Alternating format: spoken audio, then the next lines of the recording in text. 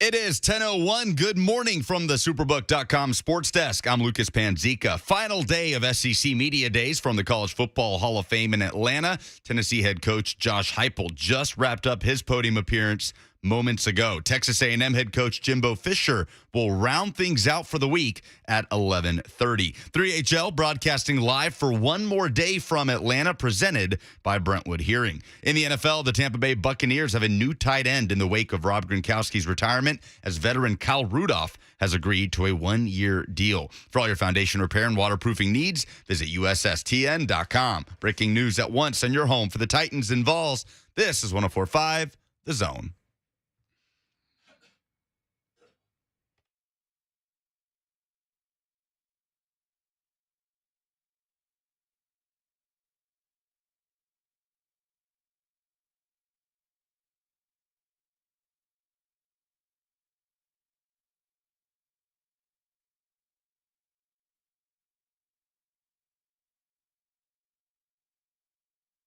Hello, good morning, and welcome into 104.5 The Zone. I'm Lucas Panzica with you until 1 p.m. this afternoon. Buck Reising recovering from his birthday night last night at Brooklyn Bowl. A huge thanks to everybody that came out. Coach Mack, Rhett Bryan, Joe Hunk, Jonathan Schaefer, our great promotions team on 104.5 The Zone, and of course you, all of our listeners that came and bought tickets and won tickets, hung out with us, bowled. It was a fantastic time. Buck Reising will chime in at about 10:45 to give a special thank you himself. So wanted to be sure to lead with that. We are moments removed from Josh Heupel, his second podium appearance at SEC Media Day, second career podium appearance, I should say. So the final day of Media Days is underway from Atlanta. Brian Harsin got us started. Josh Heupel is done. And joining me to talk about it for the next 3 hours, Coach Doug Mathews. Good morning, Coach. Good morning. Good to be here. Great to be with you. Glad you have a great night last night. I wonder if Buck, does he have is there bowling elbow? I know there's tennis elbow. Is there bowling elbow? There probably is. If I was a good bowler, I might know that. Buck did not bowl. He did not partake. I tried to get him to, but he did not partake. Well, he may his elbow might have been lifting something else. Different type of workout. Yes, gotcha. That different type of workout. I don't know if he's struggling this morning. I'm not sure, but I guess we'll find out here in about 40 minutes or so. But Coach, you and I were in the green room just a few minutes ago listening to Josh Heupel, spoke for about 30 minutes, took questions for the second ever time at SEC Media Days. A little bit of trouble getting in for Tennessee, it seemed. They were a few minutes behind. You could hear the rain pounding on the roof of the College Football Hall of Fame as Heupel was speaking. But what stuck out to you? We'll hear from him throughout the show today, but just surface level, immediate takeaways on his approach at the podium. What stuck out? Well, first let me start with this. Having this at the College Football Hall of Fame is phenomenal. Obviously, the College Football Hall of Fame is all-inclusive of every football program and team and player in the college ranks in the country. But it's a beautiful place. I've been there several times. If you have not been there, and if you're going through Atlanta, which, let's face it, if you're going anywhere south from Nashville or the Middle Tennessee area, you're going to be going through Atlanta. Right. You got a little time to stop by, particularly if you have kids. It's tremendous interaction there, and it is a phenomenal experience. Coach Heupel said about what I thought he would say, just like the other, what we had so far, 12, and we're going to have 13 or 14 here in pretty quickly. And about what I thought he said, what they all say, they talk about their program. One thing about this league is 10 of the 14 coaches in this league, this is their third year or less in their program. So we got relatively new coaches in this league. You got 2 new ones coming in this year. Coach Heupel's in a group of 4 in their second year, and then you have 4 more in their third year. Only 4 coaches in this league that have really experience and have their programs built. But interesting listening to him about what I thought he would say. All of these guys, they're sharp guys. And when they talk, they think through things before they come. But he gave us a little information that I know we'll be talking about. They have the other coaches so far. So as far as his approach goes, what stuck out the most? Because you and I were talking about this a little bit earlier in the week. It's interesting how all these fresh faces, and Heupel, I think, could still be considered a fresh face in the grand scheme of things as SEC head coaches, they approach things a little bit differently than a Nick Saban or even a Mark Stoops, right, who's going into year 10 at Kentucky. At this point is an established part of the SEC. They talk about larger issues in college football. And I don't know that Heupel just prefers not to talk about that stuff no matter how long he's been at a program, or maybe it's still just so early on in his tenure in this league that he just stays away from it. I don't think there's any question, not only Coach Heupel, but also the other young coaches. Listen, there's one dean of coaching in this league. We heard what he had to say this week. He talked about as much, not quite as much, but about as much about his non-team areas like name, image, likeness, expansion, all those different things. And it's not that these younger coaches, newer coaches, defer to him, but it's the fact that, listen, people listen to him. And I think a lot of these coaches realize, some don't and still say some things, but their opinion matters on some of these things a little bit. But when you have someone around certainly like Coach Saban, I think Coach Stoops fit in that category. This is his 10th year in the Southeastern Conference. To a certain extent, Kirby Smart, highly respected because he's earned that respect. And I think the newer coaches kind of set back and say, hey, I'm going to talk about my team. I'm going to talk about my program. I don't have the experience in this league, although certainly that they have key opinions on what's going on, but I think they kind of defer a little bit, which to me is very smart. That's exactly what I would do if I were a new coach in this league. The evolution of SEC Media Days, what does that look like to you? Like, what kind of, not just the issues that we're talking about in college football, you and I talk about that all the time on your Saturday morning show, but as far as their approach to SEC Media Days, how has that changed in your eyes as a guy who's been in this league for such a long time? Well, and I've not only coached in this league for 11 years, but also when I got into the media, went down when it was down in Birmingham. Right. Actually in Birmingham, not even in Hoover at that point. I've been to these, and it's exploded. It's just exploded. Tony Barnhart talks a lot about this when he's on my Saturday show. Tony's been to, good gosh, I don't know how many of these, but probably all of them, right? Well, most of the other conferences, I think maybe all the other conferences, they have one-day events. The Southeastern Conference spreads it out over 4. And I can tell you from living in this part of the country, I grew up in the Midwest, but living in this part of the country, it's always kind of the official start to college football. When media days get here, from being a show host that we're going to be talking on these airways about college football a lot. And when we're not about college football, we're going to be talking about Titans and the pro football. So it's a big deal. I don't know how many they had down there. Well over 1,000 members of the media. And of course, 104.5 is there. They have when I first went down there, it was with Bob Bell and Bill King at WLAC. There were 2 radio stations down there. We were there, and I think Jocks, out of Birmingham, might have been another one. Yeah. Now there's probably 50, 60, maybe more than that down there right now. The first ever one, if my research was correct, was 1985. So that's right in the middle of your tenure on Johnny Major's staff, on his defensive staff at Tennessee. Do you remember anything from those 1985 SEC Media Days? Do not, because it didn't go. And, right. Matter of fact, another young man that's on our show all the time, Saturday show, Charles Davis, was one of the first. He went in 86. He was a senior in 86. Before that, what we had was, they called it the Skyriders Tour.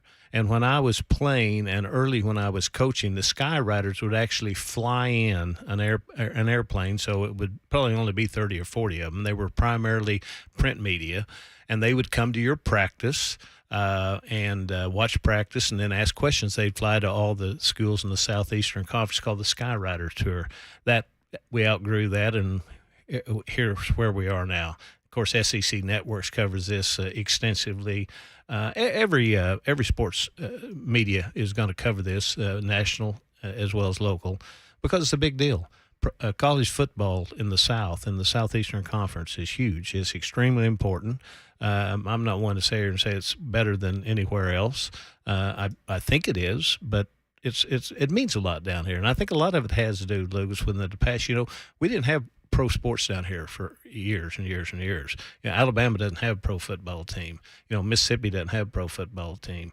Tennessee got one lately, but Georgia and those teams for years didn't have those, and now they do. But it's still the college football area. Pro football, extremely. NFL, big, but so's Southeastern Conference football. What would Johnny Majors' approach be at SEC Media Days in 2022? What do you think we'd hear from Coach Majors at the podium if he was there instead of Josh Heupel this morning? Unique fellow. Anybody that listened to him knew that. If you knew him, you really knew that. It was all about team with him, and he would talk about that a lot. It was all about tradition of the program. When he was at Tennessee, of course, the only place he was a head coach in the Southeastern Conference was there. He was an assistant coach at Mississippi State, and of course, we knew what he did at Pittsburgh, winning the national championship there. But he would certainly fall into that category of old school, and that's the way they were back then. The Coach Bryants, the Shug Jordans, the Vince Dooleys. That's the way they were. They had a way of doing things. Most of them were a little bit aloof. I don't mean that in a negative way, but they believed in kind of staying above, everything and kind of looking down. Did not get close, most of them, to their assistant coaches very much. But again, that's the way it was back then, and that's changed significantly. Believe me. Did he particularly enjoy speaking with media? I think he did. But he certainly didn't, if anybody listening to this show who remember some of his comments, he would come in and about once, maybe once every 2 months or 3 months or so during the season, maybe a little bit more than that, he'd come in and say, listen, particularly if we weren't doing particularly well, forget about reading all those newspapers. There wasn't any sports talk shows back then, and they have Twitter and social media. Said, forget about reading. Said, I don't read them and just don't pay any attention to them. And then as we were there a little bit longer, I remember Coach Fulmer, who was an assistant at that time, looked at me one time and said, for somebody who doesn't read about that media, he sure knows a lot about what they're writing. But yeah, I think coaches back then, and to a certain extent now, they use the media as a foil. You try to pick out a phrase or two that they're saying and get a chip on your shoulder. That's kind of the way of athletics, and particularly football. You're always looking for a little bit of edge. How many times do you hear even teams that have won championships say, we're disrespected? Nobody. I hear, and I always used to laugh at this, and sometimes would correct them, players, when they would say, nobody thought we could win except us. And I said, well, that's not quite true. There's 100,000 people that go to some of these games that believe that you're going to win, but that's competition. I think that's kind of built into you as a competitor. One interesting takeaway that Coach and I both had that we were discussing in the green room before the show about what Josh Heupel had to say at the podium moments ago. We will do that coming up next, and we want to hear from you. 615-737-1045. Reactions to Josh Heupel's podium appearance at SEC Media Days. I'm Lucas Panzica. Coach Doug Mathews with us for about 3 hours. Robert Walsh making it happen. It's the Buck Reising Show on 104.5 The Zone.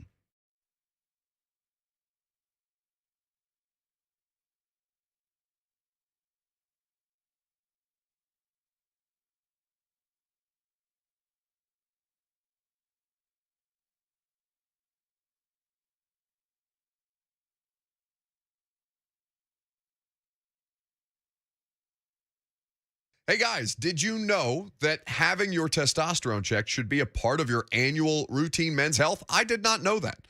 I did not know that until I met with my friends at the Tennessee Men's Clinic. A lot of guys suffer from low T and don't even realize it. And it's not necessarily the age groups that you may think. Low T affects quality of life in a big way. So if you are somebody who is experiencing any of these symptoms, whether you feel sluggish, run down, your sex drive is low libido, which is basically the same thing. Why is low libido called that? Maybe we look that up and do an Urban Dictionary reading later on. Maybe you just don't feel like you used to. It's worth your time to go get a testosterone and PSA test from Tennessee Men's Clinic and know your numbers in a matter of minutes. Low T treatments can truly change your life. Most men experience higher energy, better gains in the gym, better mental clarity, improved sleep patterns, and so much more. Tennessee Men's Clinic specializes in men's health, and they are reinventing men's health care each and every day. Prioritizing your health has never been more important. So give them a call at 615-208-9090. That's 615-208-9090 or go to TennesseeMen'sClinic.com.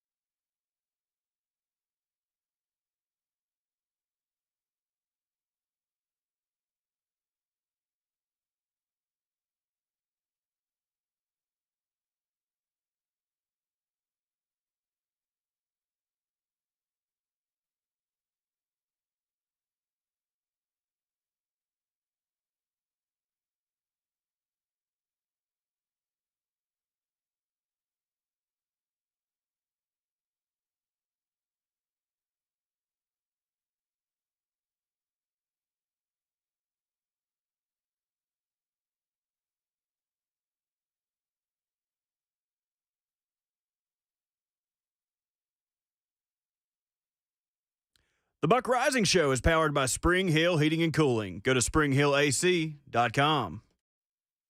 Yes, it is. Welcome back.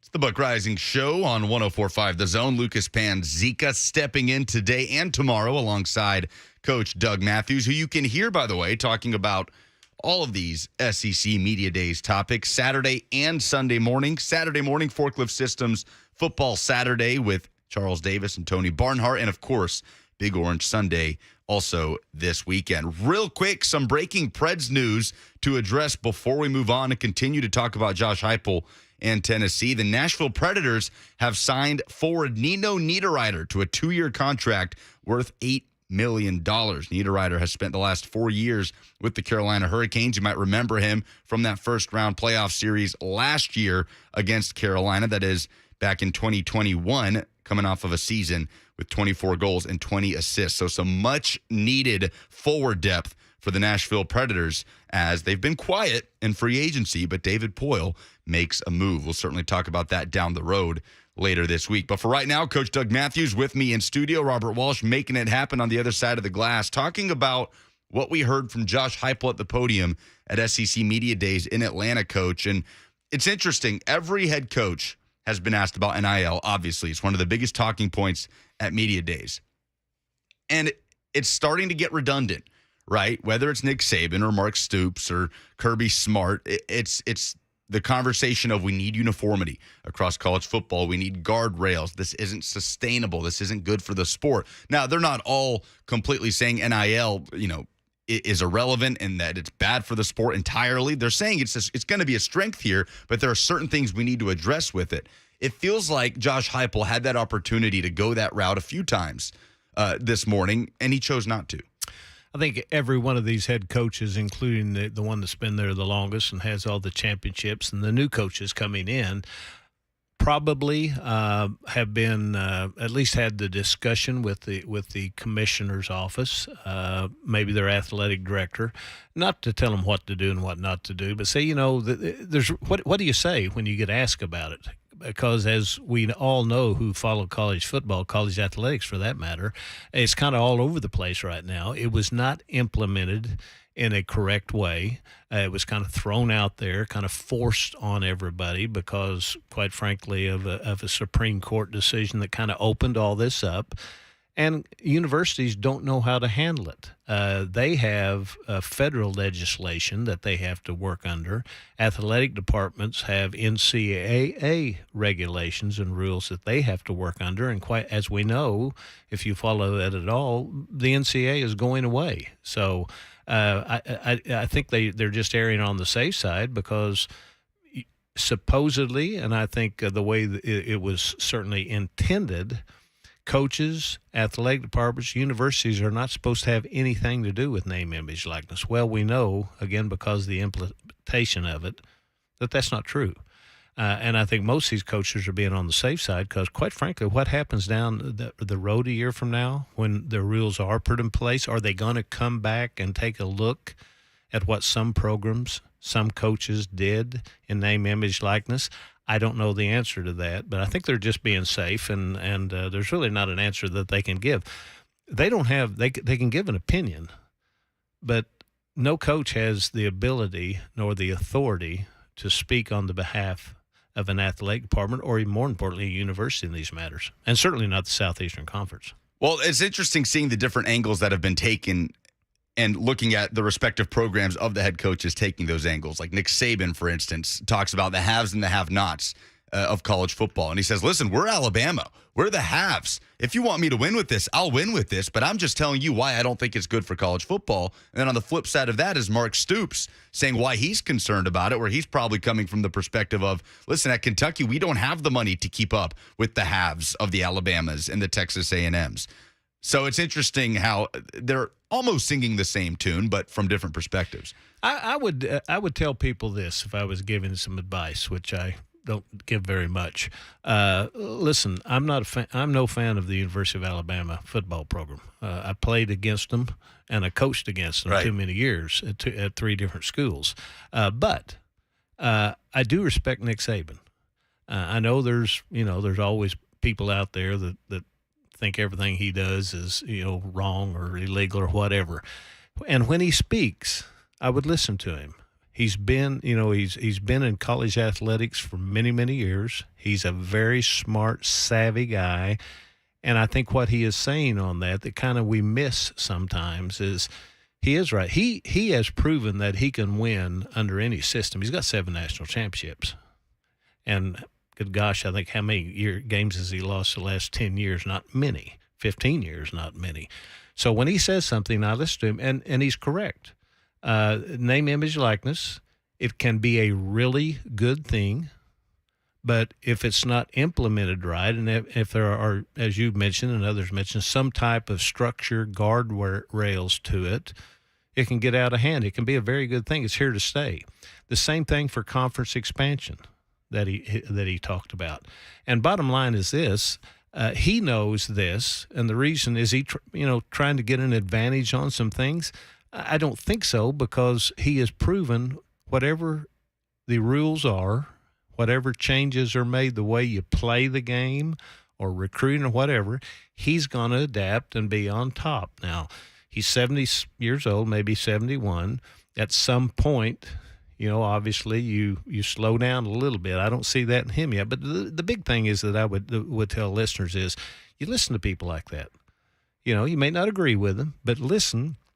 And I think he is coming from most of these things from the heart. Is he there to push the University of Alabama and his program? Absolutely. That's his job. That's every coach's job. That's every athletic director's job.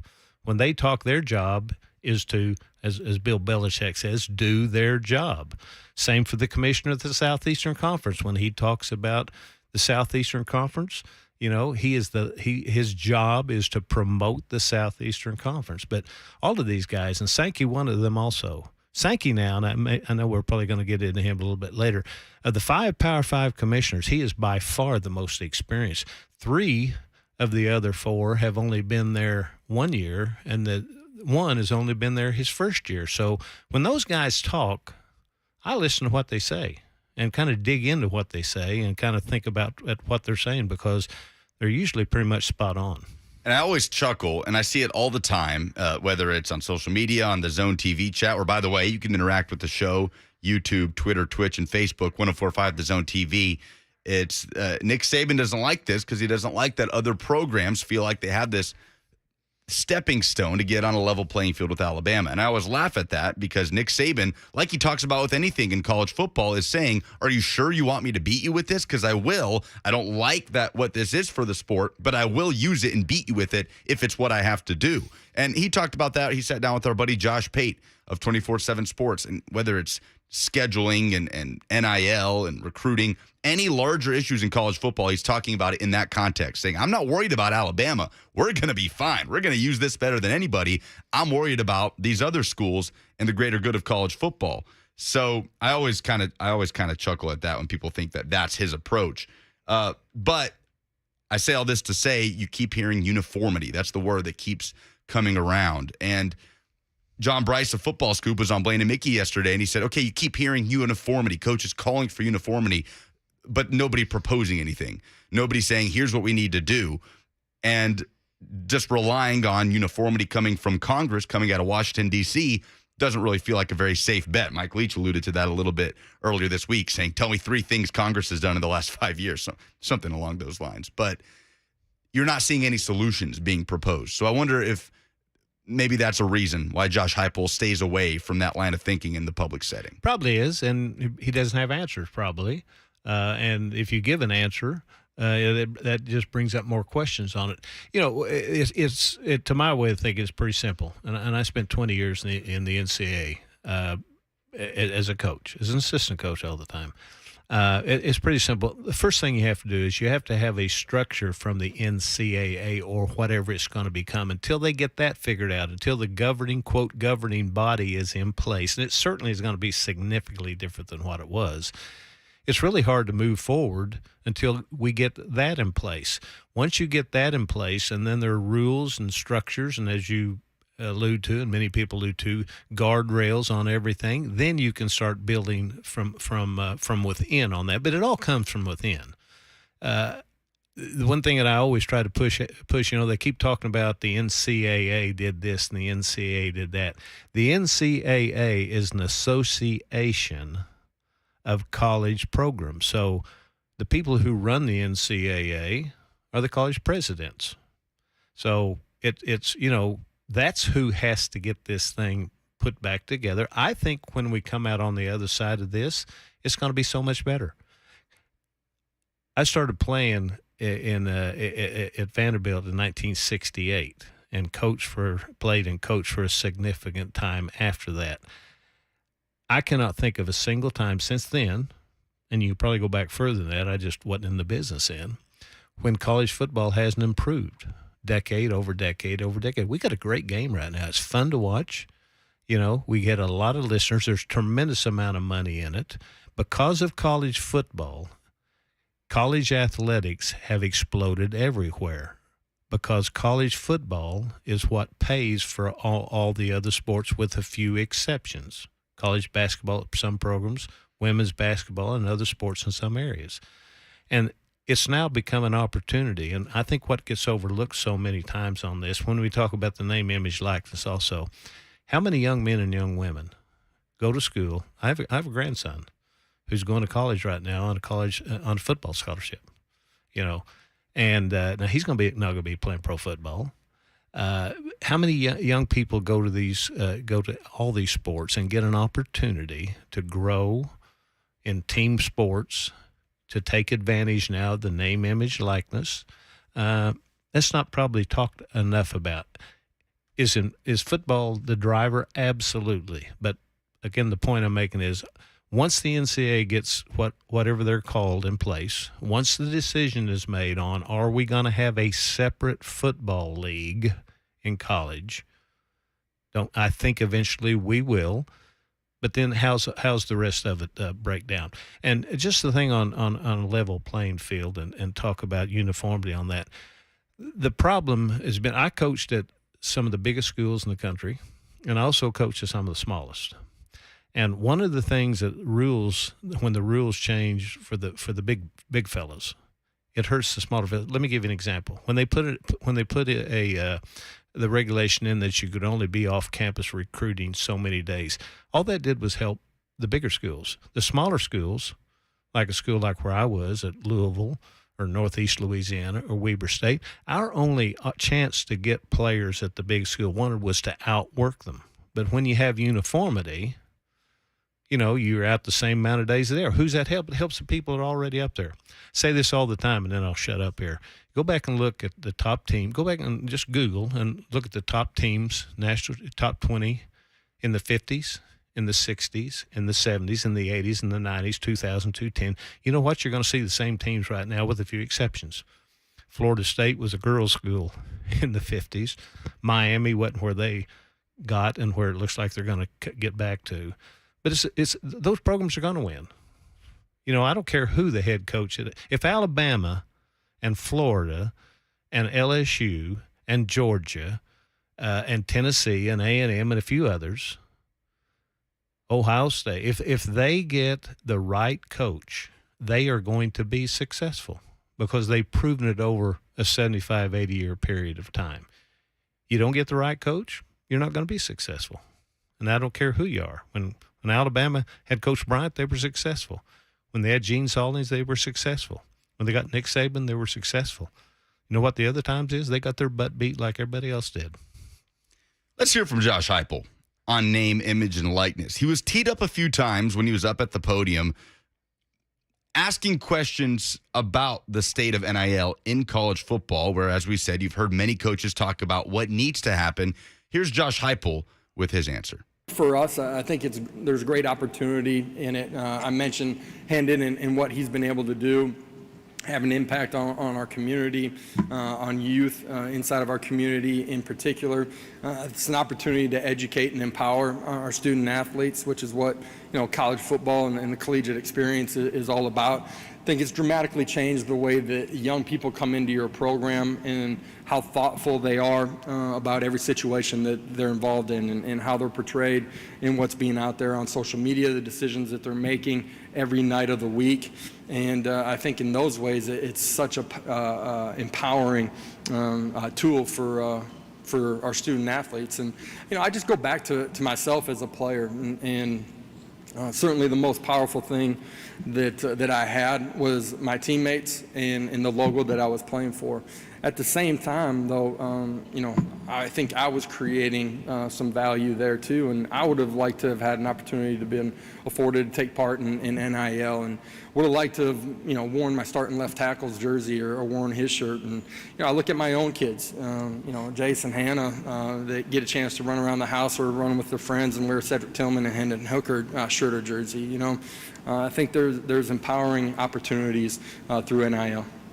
So, there's been other coaches that have said NIL is going to be a strength here, right? That have talked about all the good things about it. But that's the most glowing endorsement of name, image, and likeness that I've heard all week out of Atlanta. Well, he's the one coach down there who, and maybe there's some others, I can't think of another one who had the collegiate career that he had. Hey, he won a national championship. He won Oklahoma's he was a quarterback that won the Oklahoma's last national championship. That's a program that I'm very familiar with. Right. And he came up the hard way. He went to Weber State and then transferred to Snow Junior College. Hey, I'm a junior college guy. Snow Junior College is way, way, way, way, way down on the list. Then Mike Leach recruited him to Oklahoma. And so, and the thing that he's seen there, and I think what he was kind of mentioning, and this is for Tennessee fans why I am excited about this guy.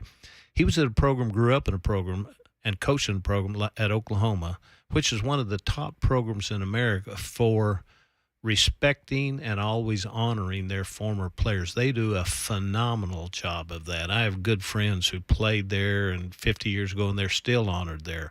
That is what he's bringing to Tennessee. And I think that his comments at the media day, because he was a great player, runner-up in the Heisman Trophy, great player, won a national championship. I think he sees it now, and he's close enough to it. That was 2000, I think, 2001, right in there. He's close enough to know that, hey, it would have been nice when I was in Norman, Oklahoma, to be able to go out to so-and-so car dealership and sign a few autographs and make a few bucks. So I think he sees that, and he knows it can be a really good thing, and I think it's going to be a great thing. There's going to be a handful. What are most of these universities have somewhere between 350 and 500, a few more, scholarship athletes. Maybe 1% of those are going to get big deals. The rest of them are going to be able to come back. A young man, a young woman is going to be able to come back to Nashville or come back to Murfreesboro or go to Jackson or go to Chattanooga, make a talk to some club down there, a Lions club, and get a couple of $100. That's what it was set up to do, and that's what I always keep in mind on it. Yes, there's going to be some players that are going to make millions of dollars on it, but there's going to be 90%, 95% are just going to get deals like that. Maybe have a place where they can go get a sandwich and get it free. They were getting it free before, but they shouldn't have been able to get it free before. So it's good stuff. And again, college football will adapt. They will adapt over time. There's going to be some headaches. There's going to be some, not bumps, there'll be some potholes along the route.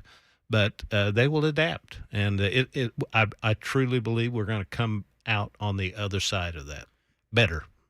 And perception is reality, right? When coaches get up and they speak in front of the public, in front of the media. And again, he's not the only coach to talk about it in a positive light. Just yesterday, Kirby Smart is talking about how great it is for his team and how one of his players is paying for his uncle's dialysis treatment with NIL money and all of the great positive things. So Heupel's not the only one to talk about it in that context. But when Billy Napier talks about NIL, go ahead. I was going to say, and you know what? Those aren't the stories that are going to get covered. Exactly. The things, the ones that are sharing with their athlete, with their, let's say a quarterback sharing with his offensive line, those stories aren't going to get covered, but those are happening, believe me. Yeah. When Billy Napier talks about NIL, he says it's going to be a strength here at Florida. But he also says, but what we won't do is get into bidding wars with other schools. Well, what's the lead headline there? We're not getting into any bidding wars in NIL. So I think there's something to coaches like Josh Heupel and Kirby Smart speaking in a positive light, because they're not going to solve anything. One thing I know a little about is coach speak. And let me tell you something. If you're at Florida or you're at any of those programs, you're going to get in bidding wars. Yeah, right. I mean, you're going to get in bidding wars. Now, it's going to be your collective or maybe another, but you know, if Lucas Panzica wants $1,000 more to come to Florida instead of Florida State, you think he might get it? Well, I don't know. I don't know about that. Maybe somebody with a little bit of football talent. But I don't know about Lucas Panzica. $10 more. I'll do that. But no, look, none of these coaches are going to solve the problems that are in front of us with NIL, so might as well talk about it in a positive light, right? If it's going to help even a little bit in recruiting. Speaking of Kirby Smart, we have breaking news in the SEC. We'll tell you what that is coming up next. It's the Buck Reising Show on 104.5 The Zone.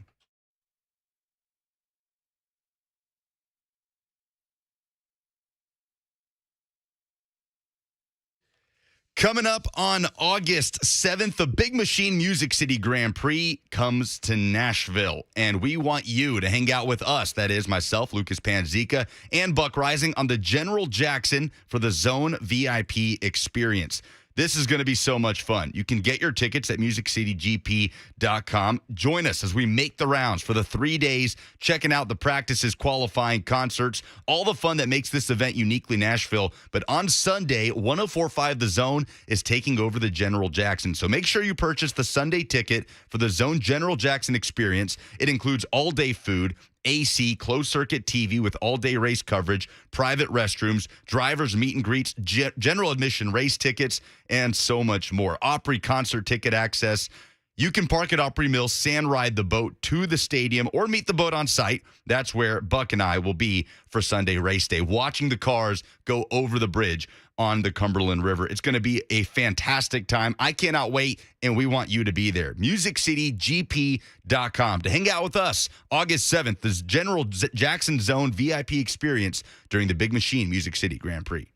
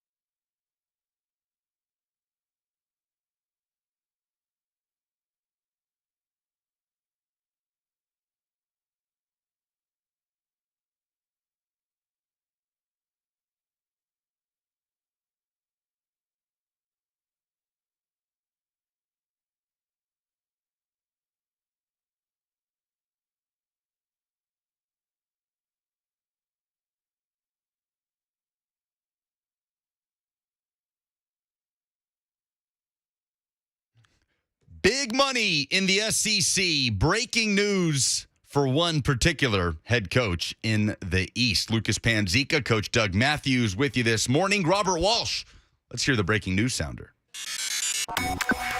Breaking sports news on 104.5 The Zone. Georgia head football coach Kirby Smart has agreed to a new 10-year deal worth a total of $112.5 million, making him one of the highest paid coaches in all of college football. That is according to Chris Lowe. Coach Doug Mathews, wasn't that long ago that Jimbo Fisher got a figure similar to that. Pretty unprecedented in 2018. Not so much anymore. I think probably the lead is not one of the highest paid. That has to be the highest paid.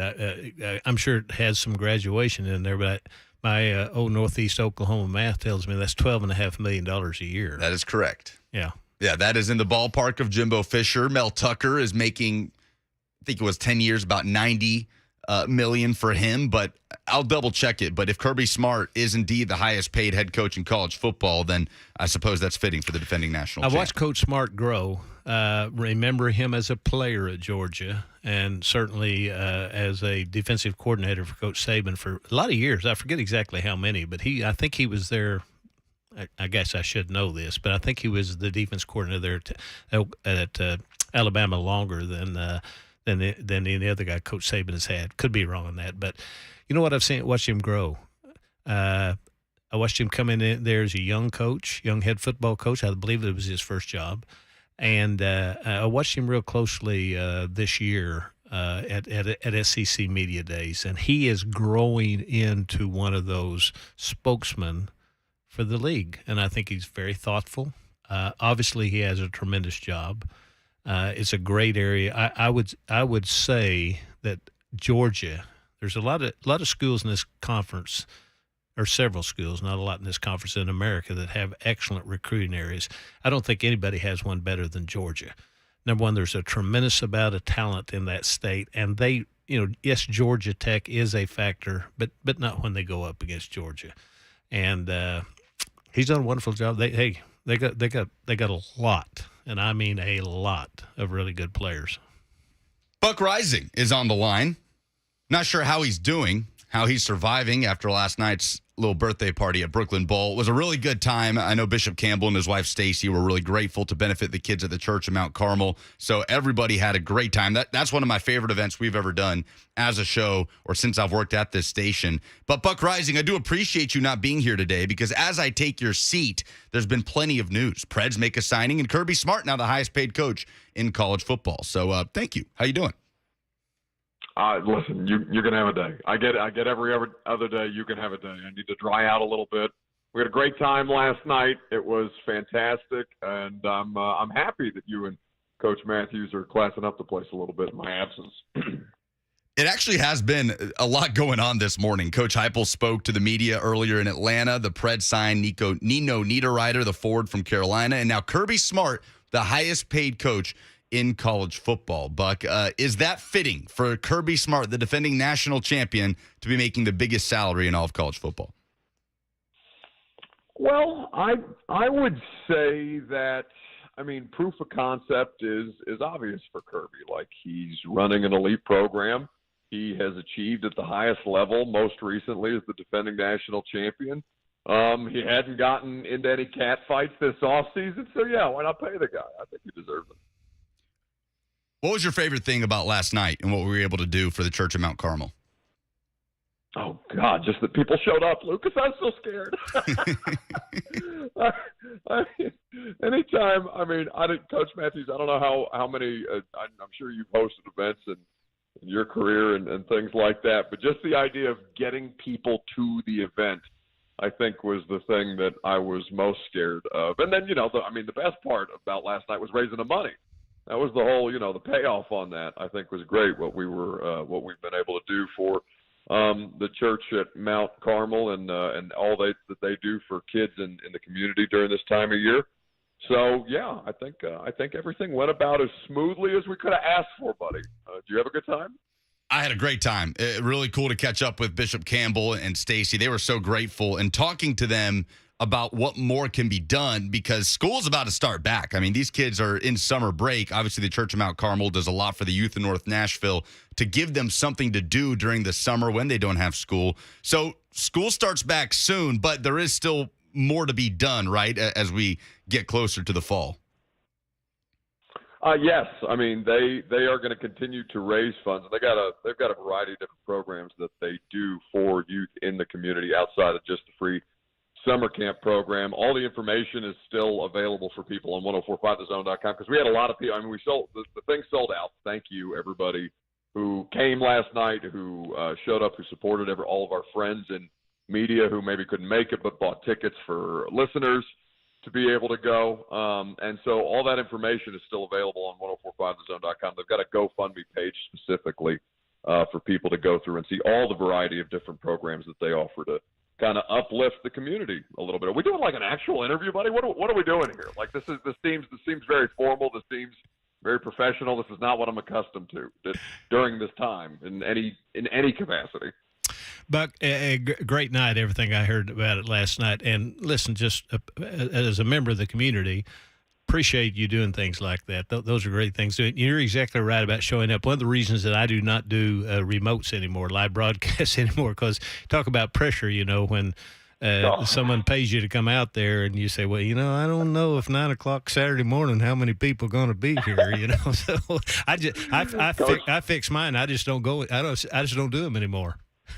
Listen, you're a smarter man than I because I've done a lot of sad radio shows in front of half-empty lunch crowds who are looking up at me like, who the hell is this guy and why is he screaming about Deshaun Watson?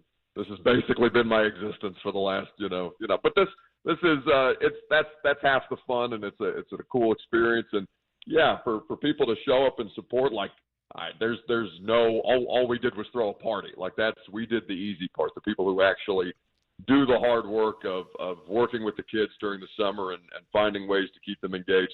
It's a very, very, very small thing that we were able to do to provide in the larger scope of things. And I'm just happy people enjoyed themselves and lent themselves to a good cause like that. So certainly no credit on our part whatsoever. Puka in the Zone TV chat says, did Buck do anything embarrassing last night? I don't think you did, but it's because you didn't bowl, and I was disappointed by that. Well, yeah, no, we were making around. I don't think I talked to you outside of walking up and seeing you and Robert when I got there. There was a lot of moving parts last night, but yeah, no, I think I was embarrassing after they kicked us out of Brooklyn Bowl, probably around 9:30, because people that listen to the show just kept buying me shots of tequila, man, and it's a school night, and I don't get to let my hair down that often during the middle of the week, but yeah, I think the 2 a.m. wing stop that I had, 2:20 by training camp, was probably the most embarrassing thing that I did last night because I avoided the birthday cake. They had the birthday cake. I didn't eat the birthday cake because I'm gonna hit this damn goal by training camp. Yeah, Coach Mack orchestrating the birthday cake surprise. I figured you wouldn't take part in that. Who was the best bowler? The best zone bowler? I think was it Rhett? I think Rhett was crushing last night. Now, I didn't keep a scorecard. Maybe we'll make it a little more competitive and do a bit of a tournament style next year when we do this thing. But yeah, Rhett was out there killing it. I saw Batesy. I saw Darren Bates gutter ball a couple of them, but I think he cleaned it up once he found his rhythm. The Titans radio bowling contingent was strong last night. Did you bowl? I did. I did one game early on, did a lot better than I thought I would, and then just called it a night and kind of walked around, met a bunch of listeners. Everybody was awesome. Really appreciated everybody coming up and saying hi. Everybody was. Yeah. No, I'm glad that we were able to do it. And I appreciate you guys giving me a little bit of a spell today.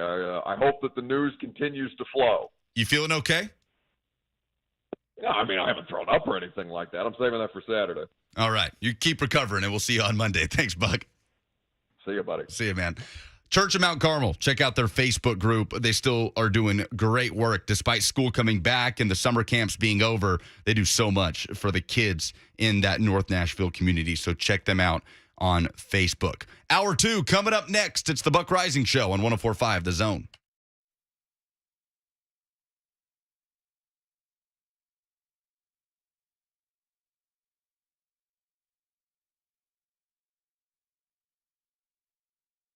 Is the summertime heat causing you to lose your cool? Don't let a broken down or older HVAC unit keep you from being comfortable in your home. Hey, it's Buck Reising. I have the heating and cooling company that can take care of all of your HVAC needs. That's Spring Hill Heating and Cooling. With over 20 years of experience serving all of southern Middle Tennessee, Spring Hill Heating and Cooling is a family-owned and operated company that prides itself on outstanding customer service. Spring Hill Heating and Cooling offers cost-effective solutions, such as a free service call with their repairs, plus low monthly payments on those repairs. And if you do need a new unit, Spring Hill Heating and Cooling offers 60-month no-interest financing. Plus, they can provide the financing for qualifying purchase and free estimates on replacement systems. They also back their work with 10-year parts and labor warranties. When summer is at its hottest, they are at their best. Spring Hill Heating and Cooling, with 2 locations to serve you, Columbia and Lyles, and available anytime at springhillac.com.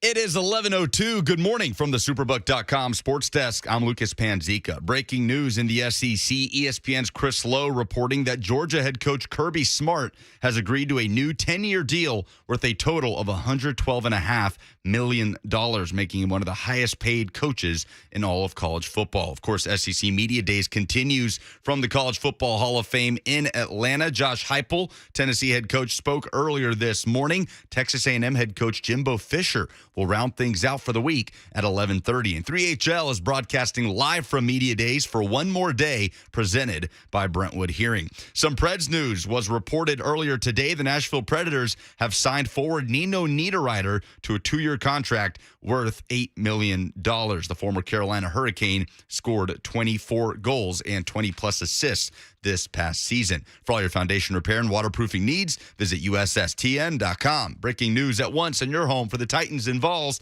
This is 104.5 The Zone.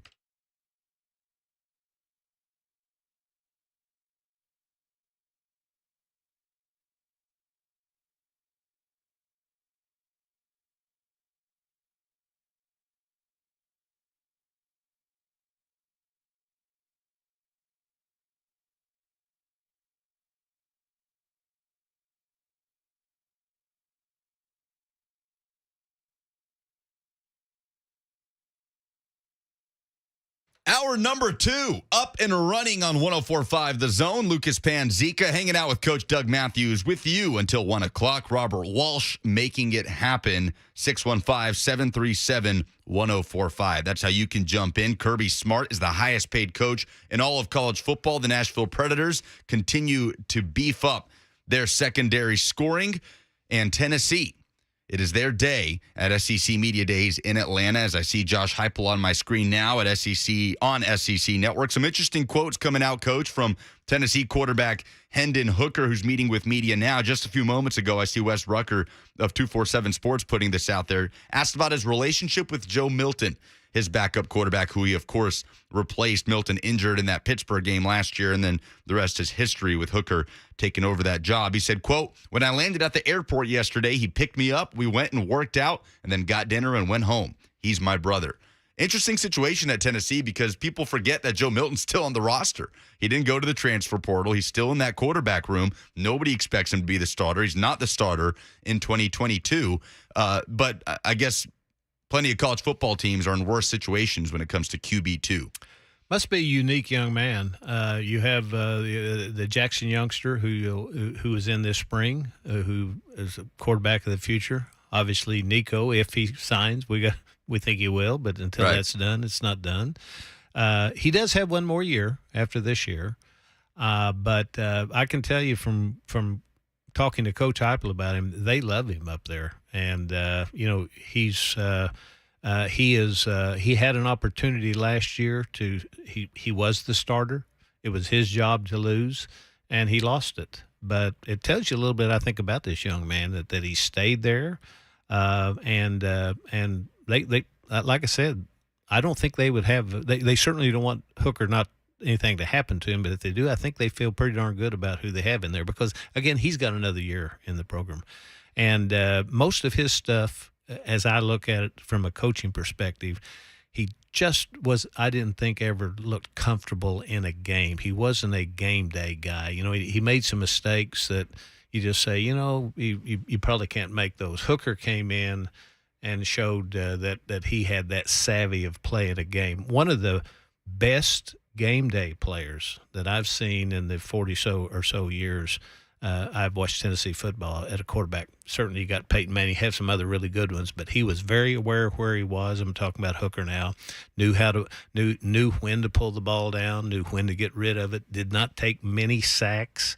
And his touchdown to interception ratio was off the charts. 30 touchdowns, 3 interceptions. That's unheard of. You're gonna have 3 interceptions in a 12-game schedule. He probably played 10 of them, I guess. You're going to have those by tip balls, by receivers, blowing a coverage or tipping a ball themselves. Only have 3 is phenomenal. I don't think there's any way that they can duplicate that this year.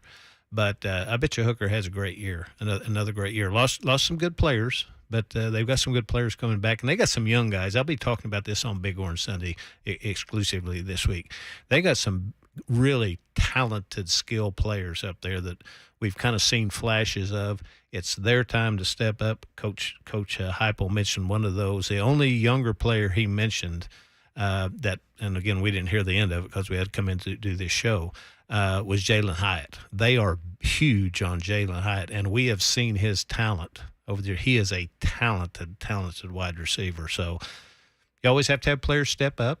You know, that's kind of and make plays. And you know what? There's going to be several of them that do. Every team's going to have players that play better than you think they can play when the light comes on for them. Yeah, Hooker setting a single-season passer rating record in Tennessee football history with that 2021 season. So when we look at what Tennessee needs to do to take that step forward in 2022, and I say step forward, I say going from 7-6 to 9-3, 10-2, however you want to quantify it, what is going to hold them back? Because it's not the quarterback position. It's not wide receiver one. It's probably not going to be the offense in general.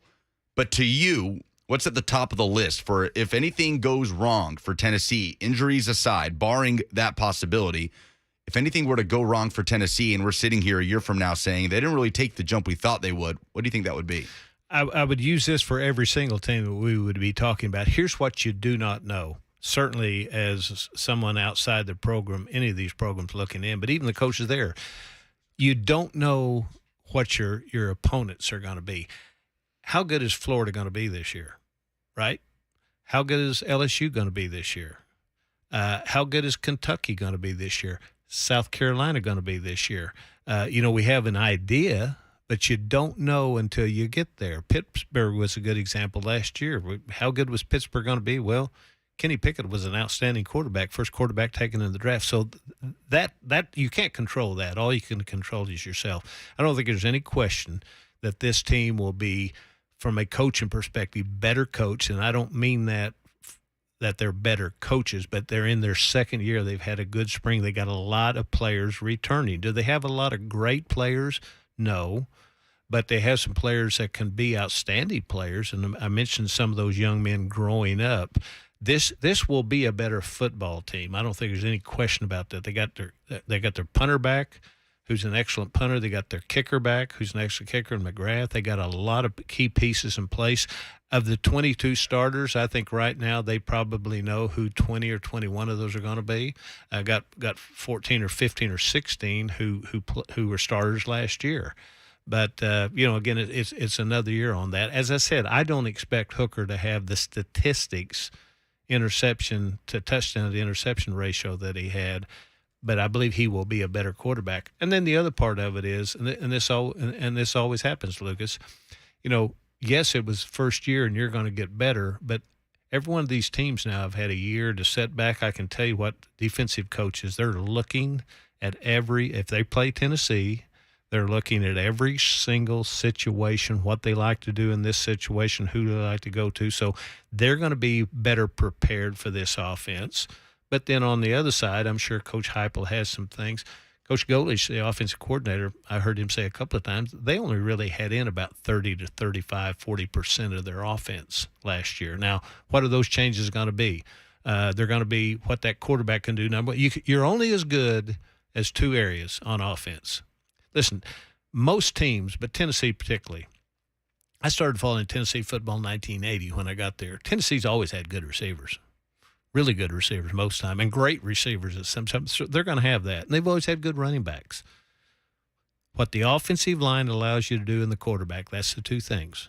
And Tennessee's been fortunate enough to have some outstanding quarterbacks too. But so their offense, I think, will be as good this year as their offensive line. And if Hooker can continue to play at the level, which there's no reason to think he can't, and improve any at all, then I think they will be a better offense. But also, I want to keep saying that those defensive guys have something to say about that too, because they now know what this fast-paced offense looks like. They're going to try to slow it down.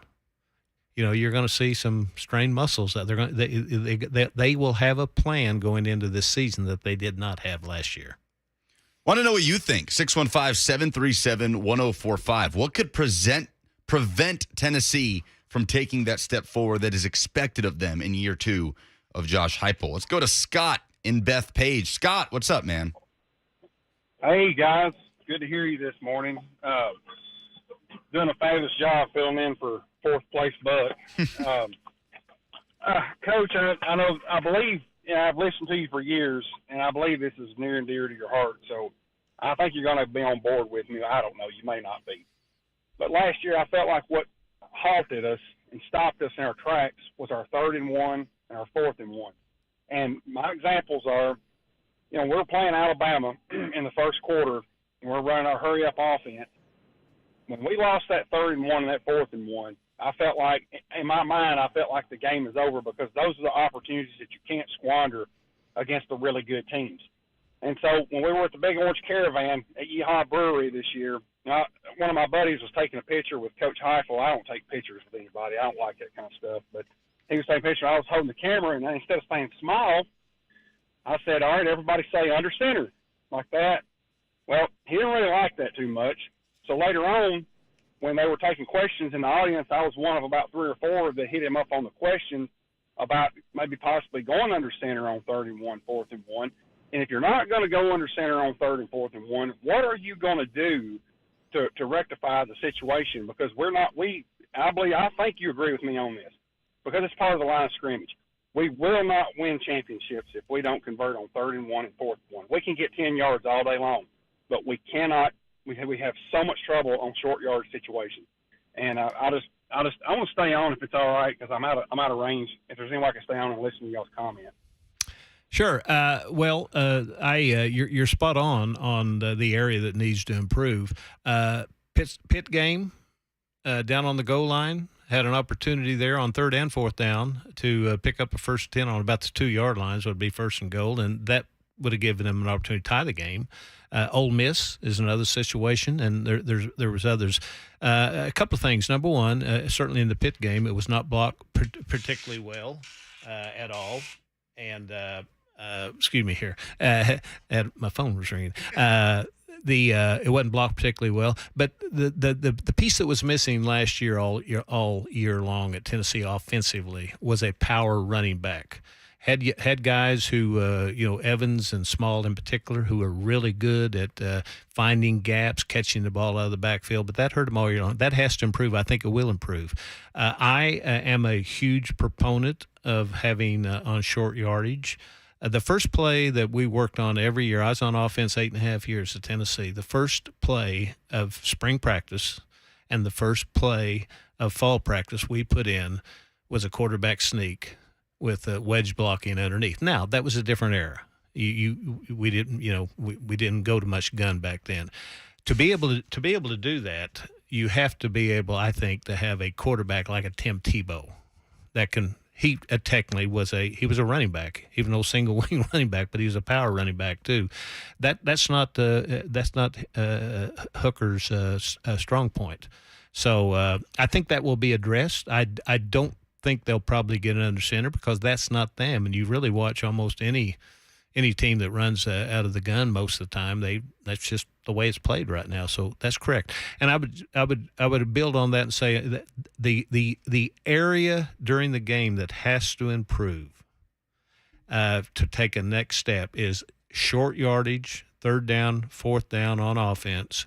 And on defense, it's those 3rd and 6, 7, 8, 10 yard in the passing game that they gave up way, way, way too much of. If they improve those by 10%, 20%, 30%, it's gonna turn into winning more ball games. Absolutely.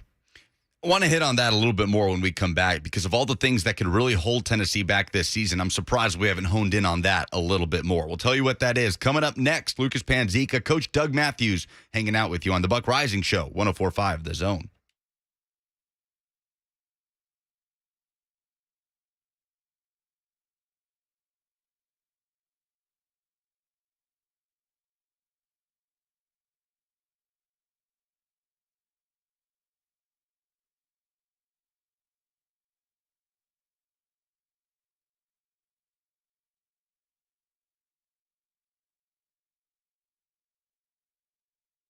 If you suffer from joint pain, from arthritis, or an injury, you know the traditional treatments of pain meds and steroids eventually leading to surgery. That's not for you. Hey, it's Buck Reising with great news. Now there's a better way here in Middle Tennessee from the local medical professionals at QC Kinetics.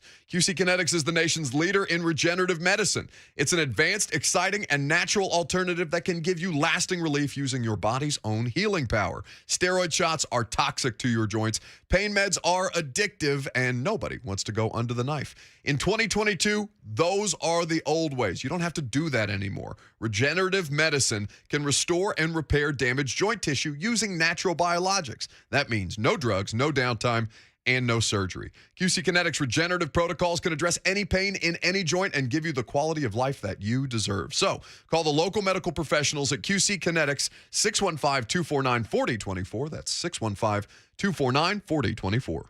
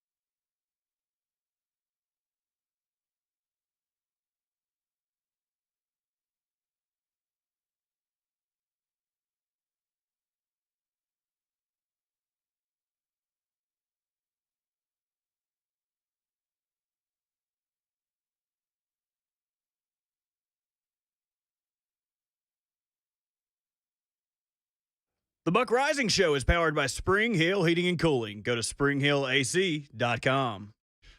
Lucas Panzica, Coach Doug Mathews hanging out with you until 1 o'clock. Robert Walsh making it work behind the scenes, talking about Tennessee in 2022 and the biggest reason that would be why the Vols did not take a step forward if that were to happen. We've heard from Scott from Bethpage talking about short yardage offense, 3rd and 1, 4th and 1 situations. Certainly a good shout. We can talk all we want, Coach, about officiating in the Music City Bowl, but if Jalen Wright just plunges into the end zone on that play, doesn't matter what a missed forward progress call does for that game, right?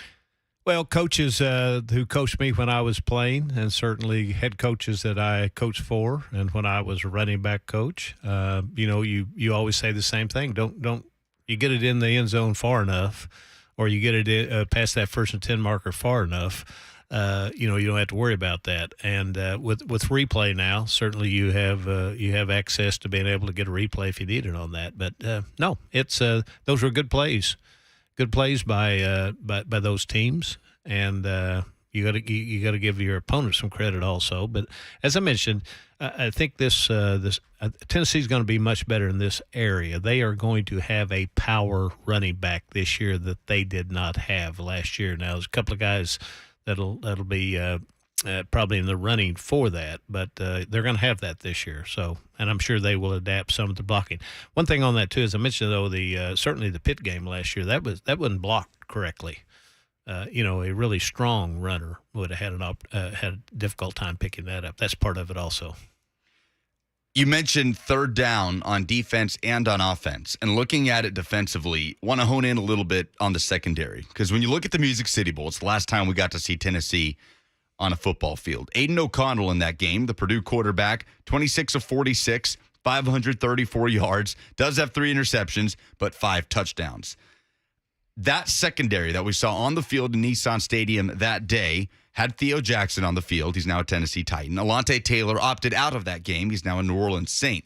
But that secondary that we saw, with the exception of 2 new additions in the transfer portal, is largely the secondary that we're going to see in 2022. And that, I think, is a big point of concern for this team. Yeah. Now, I will say this. A lot of that yardage, I coordinated defense and I coached secondary defense. And believe me, it's not all those, in this instance, 5 secondary players back there. You're underneath coverage with linebackers. Tennessee was primarily a man team, but played some zone. They were not very good, quite frankly, across the middle of the field. That's where they got hurt the most all year long. Pass rush has a little bit to do with it, but yes, Tennessee must get better as in the defensive secondary. I got to get their hands on balls. Got to make more plays, and that did not happen last year. One of the things that I learned the longer I coached was this: don't coach caution into good players. Now, I didn't say don't coach caution into your players, but good players. You got to give them the ability to go make plays, and when you do that, you're going to give up some plays also, but. Tennessee secondarily did not do a very good job, and linebacker-wise, pass coverage defense did not do a very good job of getting their hands on balls, on breaking on balls, on catching the ball at its highest point, on driving in front. That has to improve, and I think it will improve because, again, you got another year under the belt on that. You're right. Most of the players that are going to be starting this year, I think it's pretty well set who 3 of those 5 starters are going to be. Flowers and McCullough certainly are going to be that in the 2 safety positions on that, and Warren Burrell is going to be one of the cornerbacks. So who are the other 2 going to be? I think right now, from coming out of spring, I had an opportunity to watch spring and watch tape on it. I think the 5 starters, if everybody's healthy, again, you got to put health in there. Those 3 that I mentioned, I think Slaughter. The Nico Slaughter will be the nickel back. And right now, I would say probably Christian Charles is going to be the cornerback. I will be talking more about all this, but particularly that young man, Chris Charles. He's going to be a player, and when I mean a player with a capital P at some point. He was a freshman last year.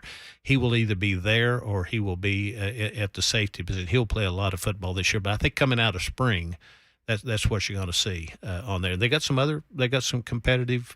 They're going to be about eight at least, probably 10 players back there. You mentioned a couple of transfers that came in. Both of them happened to be played ball at Innsworth here. One from Georgia Tech, one from Ohio State. That's right. Andre Turrentine from Ohio State, Wesley Walker from Georgia Both those Tech. young men are safeties.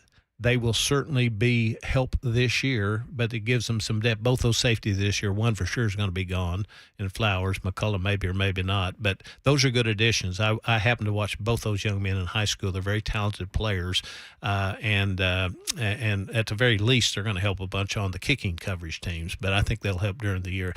Yet you need in today's football, Lucas, you play 5 defensive backs most of the game. That's your starting group now because of the spread offenses. You need at least 8, if not 10 guys that can play back there. I think Tennessee's going to have 10 this year that'll be able to compete at a pretty high level. Let's go back to the phones. Want to hear from you on what you think could hold Tennessee back from making progress in year 2 of Josh Heupel. James in Ashland City wants to tell us his submission. Hello, James. Good morning, guys. It's a pleasure to be able to talk to you. Lucas, you've already heard this take on another show last week, but I don't think Coach Mathews has, and I want to get his take on the way I see things at Tennessee. The last caller, he really, like you said, Coach, he hit the nail on the head on 3rd and 4th down on offense last year. But we all know that it takes more than – it's going to take Coach Heupel more than 1 year to get the depth on defense that we need. And, I don't want, and this is what Lucas heard me say last week, I see a lot of similarities. In Josh Heupel and Derek Dooley. I do. Tyler Bray and him and Hooker. I mean, in 2012, we talked about it last week, Lucas. Tyler Bray we were scoring 45 points, but we weren't stopping anybody on defense. So this type of offense we're running is predicated on getting first downs quickly. And if you go 3 and out too many times, we're going to gas what defense we have, and we know we don't have quite the depth there that we want yet. And that's what worries me is I don't want to see another Derek Dooley type of offense where we're putting up a lot of points and we still can't win. I remember, I think it was I can't remember the little school in Alabama we played where we put up 53 points and they still scored 47 on us. I can't remember the team it was in 2012, but that just can't happen. And I just want to hear Coach's take on that. Does he see these similarities in Derek Dooley's style of offense and Josh Heupel? And can we get quickly more depth on defense and how that's going to affect this year? I'll hang up and listen. Thank you. Hey, I understand exactly what you're saying. I've heard that from friends of mine. Let me say this. I know both. I know Derek Dooley, and I know Josh Heupel, and I know their backgrounds. It's not even close between the two. Derek Dooley played wide receiver at Virginia, was never a head football coach at a major college, really didn't have a whole lot of experience coaching. He was a lawyer for a while. Josh Heupel not only played and won as a quarterback a national championship, he had a he had a great run at Missouri as an offensive coordinator. And then he has 3 years experience of major college football in Florida, at Central Florida. Completely different. I have mentioned this many times, and again, I'm just giving you my opinion. Derek Dooley had absolutely no business being the head coach at Tennessee. Now, it wasn't his fault he took it. I'd have taken it too. And right. I don't have any business being out there. So, but he got that job for 2 reasons. One, because of some things that went wrong and who Tennessee wanted to hire at that time. Won't get into that.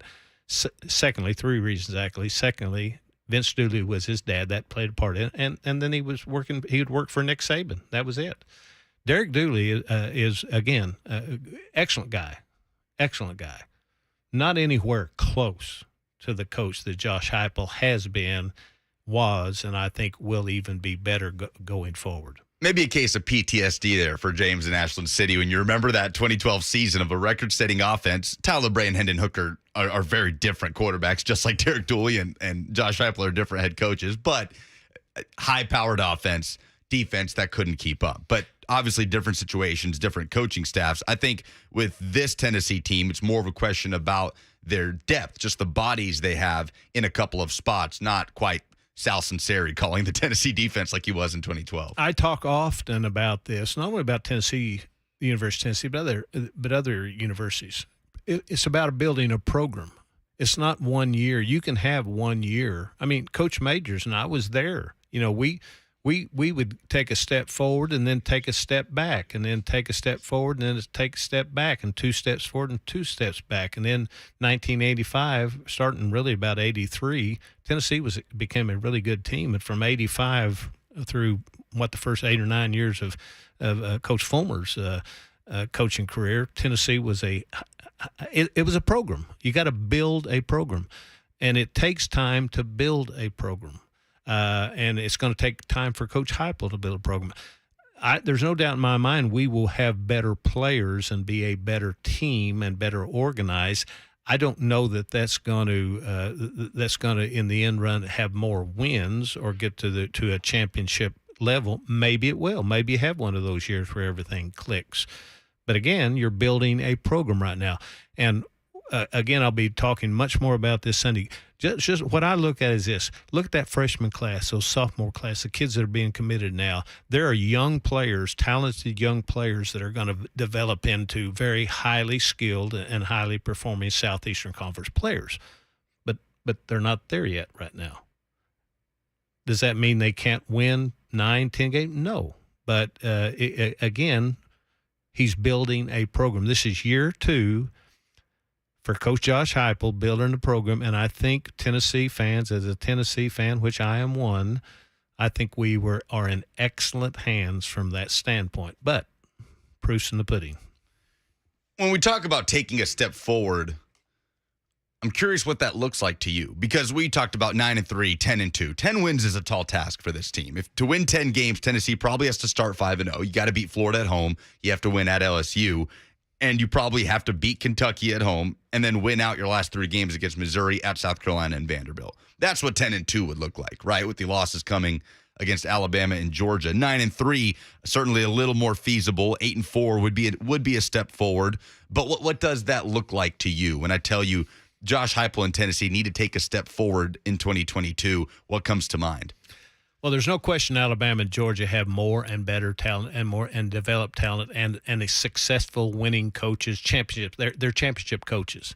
Most every player on both of those teams will have either won a SEC championship, and most of them on both teams are going to have won a national championship. So they're more talented, no doubt about that.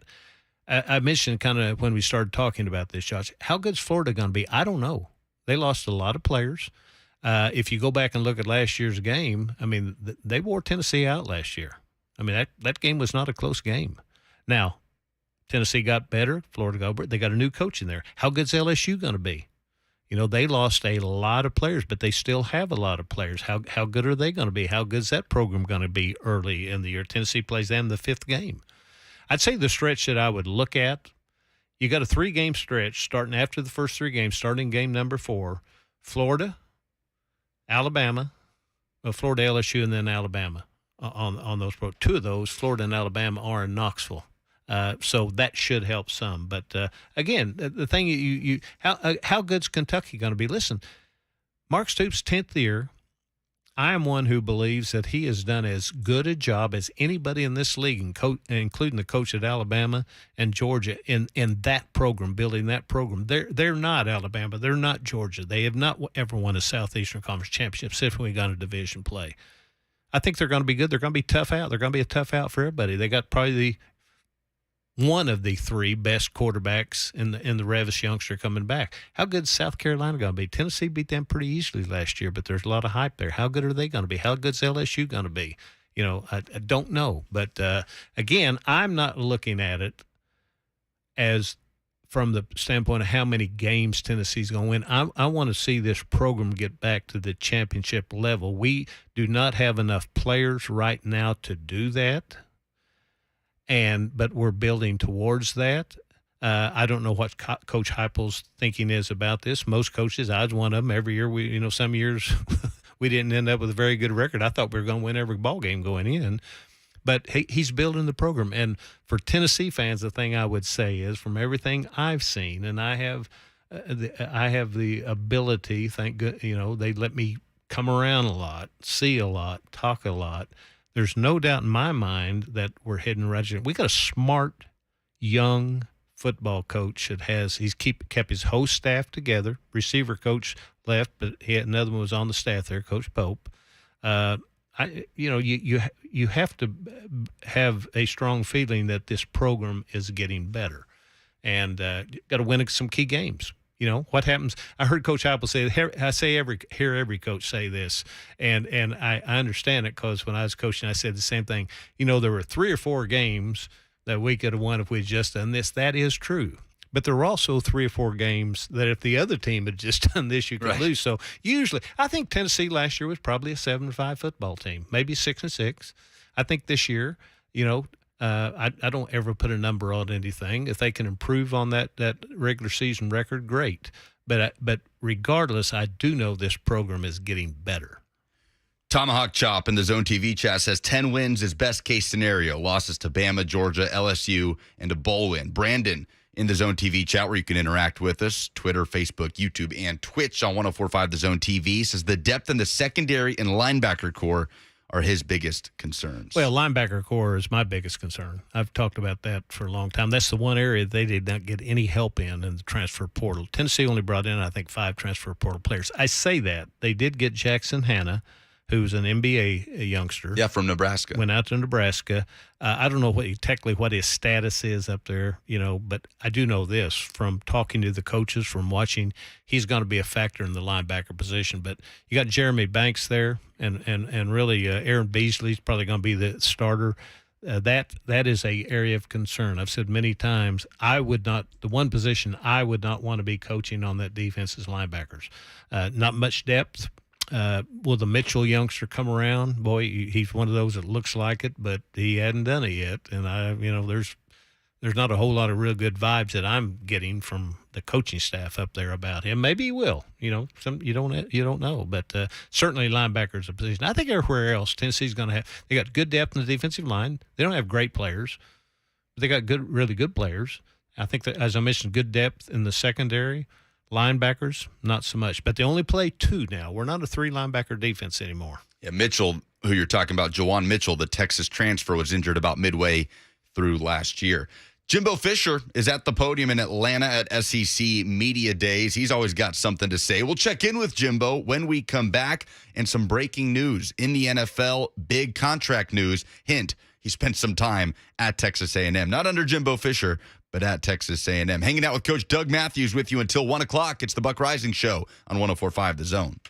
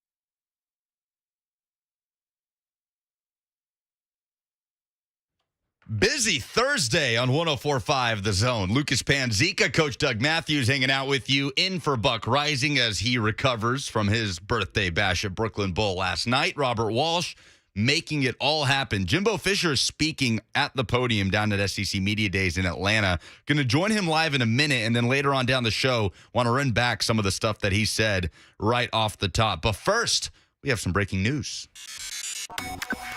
Breaking sports news on 104.5 The Zone. The Arizona Cardinals are giving quarterback Kyla Murray a 5-year, $230.5 million deal that includes $160 million guaranteed. That gives Murray the second highest paid quarterback average at $46.1 million per year. That from Adam Schefter. Coach Mathews, what would you do with $230 million? I don't know what I would do. What they say? I'd buy my mama a new car and a house, but she's 99 years old and probably didn't need it in driving. So going strong at 99. That is impressive. She is. That's she amazing. will critique almost every week what I do on my Sunday show, so and Saturday show for that matter. So fantastic. And most times she's right, by the way. Big Orange Sunday this weekend, Sunday morning, Forklift Systems football Saturday on Saturday morning. I imagine that you, Tony Barnhart, and Charles Davis might talk a little bit about this as Jimbo Fisher still speaking with media. We'll join him live, and then we'll circle back to some of the stuff that he said a few minutes ago. Here's Jimbo Fisher live at the podium from SEC Media Days. Kirk Bowles from the Austin American Statesman. I don't think you mentioned the 3 permanent rivals that you personally would want. And do you feel like you have everything in place there now to be a top 10 program? Yeah, I do. I mean, we've been it once. We've already done it once. We've been top 15 a couple times. We're in a position to do those things. But, I mean, of course, you want Texas. When Texas comes into the league, when that schedule comes in, you definitely, because of that rivalry. I think the LSU rivalry is a great rivalry. And then, but it's not, that's probably our 2 biggest. And Arkansas goes into that too. But I don't know if that one's, I don't think that was one of our 3 that they equated to us in what we did. But, I mean, you're going to play great teams all across the board, but you got to get those rivalries. And I would say right now, probably LSU and Texas, I think, will be definitely for sure. And I think our 3rd team on our gamut, if I'm not mistaken, was Mississippi State. It's another West team. I believe it's the way it was. I'm trying to think off the top of my head. But, I think the Texas rivalry is important. I think the LSU rivalry is important. All right, Coach, we're going to go straight down in the front, about 3/4 of the way back. Jimbo, JosephGoodmanAL.com. This question comes from someone who transcribes interviews for a living. How do you speak so fast? You got to get your thoughts out. You want to be here? How long you want to be here? Huh? I think if I talk slow, as much as I get information, I give you lots of information in a short amount of time. I'm a reporter's dream. Daggone. Huh? How could y'all be complaining about that? I could sit here, I'm be slow and drawn out. Let me think about it and where we're going, what we're doing. You want me to do all that? Heck, I get you in, I get you out. See, you know what I'm on? It's on a limited amount of time I'm used to in coaching. You only get so many hours with the player, this stupid 20-hour rule. Well, you can't. You get 1 hour meeting. You got to get as much information in as you can. All right, other questions, raise your hand, and we'll get a microphone to you. All right, we've got one down right here in front. Glenn? You sounded like Saban when you were talking a second ago. We're from the same place, so you know. What is your wide receiver depth without Aeneas, and do you hope to have him back early in the season? Like I say, I have no comment because I don't know all the information, and I'll get it. But I mean, Chase Lane is really. I really like what he did.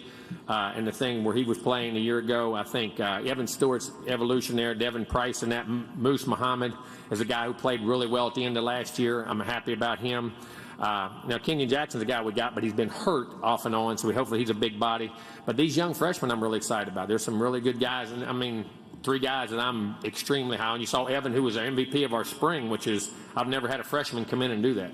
But then you got Chris Marshall, and then Noah Thomas, who I think are both highly, highly gifted, skilled guys that can jump in there. Plus, you got your tight end. You know, you're worried about your tight ends. And then the other thing about that, our backs, a chain is a big-time receiver, too. So the ability to throw the football, we get concentrated on receivers, but tight ends and backs are a big part of that now, too. And we've signed 3 very, very gifted tight ends, and I'm really, Jake in the spring, and the other 2 guys I'm really high on in the summer, too. So we'll see. And you got Max Wright coming back. You have Blake Smith in that group. So all those guys will have a chance. So we'll see. But receiver-wise, we feel good about it. And that's why I say our passing game, we got to get better. We need to throw better. If you go back, we were throwing for 4,000 yards before people did it. Back in 3,000 and 4,000 yards at Auburn, LSU, and on those days, we were throwing it everywhere. Florida State, we did it with Jameis and that whole crew. But then we've gotten some great backs. But we have to throw the football better, and we know that, and we will, and we know how to do it. So we'll get it down.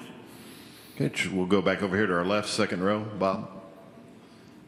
You got two of them in. That's good. Well, yeah, I got another two-parter for you. Kevin can help you out. It seems like the transfer portal players move around the league, but so do coaches. You hired, I guess, Ole Miss's defensive coordinator, DJ Durkin. What do you like about him? What's he brought to y'all? And then you mentioned, you'd like to maybe have Arkansas be one of your permanent teams. Well, I just said that's a rivalry in A&M history. That's you got to pick. You're going to pick two. Really, they're letting you pick two, and then we rotate off. But DJ goes back to my days when I was at Florida State. He was at Florida, and he was a coordinator there. He was assistant coach there, and they had some great defense. They had great players, but they had a great defense. Their scheme was hard to go against. It was very sound. It was multiple, did different things, and he, as his players' talents changed, they changed what they did, and he was very difficult to go against at different times. And then, of course, what he's evolved to and doing different things. What I love, he's always been a 4-down guy, but he went to a 3-down package at Ole Miss because of the personnel they had, which shows you, to me, how good a coach he is, what he does, being able to adapt to his personnel. And I think his diversity, his knowledge, his wisdom, and been around a long time. And I think he did a great job for us in the spring. All right, Coach, we're straight down this middle aisle, about 3/4 of the way back. Yes, sir. Hi, Coach. Lance Griffin with Wolf Radio in Dothan, Alabama. Commissioner said earlier this week that college football isn't going back to what it was before. Yep. But he also said it doesn't have to be what it is now. What is the sweet spot for college football? What makes sense? I think some kind of uniformity. I think that's what he's talking about. I mean, change is the conference is going to change a little bit. They're going to move the rules. But I think the NIL, the uncertainty of NIL and the difference in the rules per state, what you can do and how you can do it, affects recruiting. And listen, at the end of the day, we can coach all we want. You got to have good players. And you got to be able to get that uniformity together and create some kind of balance that everybody has the same rules about what you can and cannot do. And I think that's what I think he's talking about. But like you say, change is inevitable. Life's always going to change.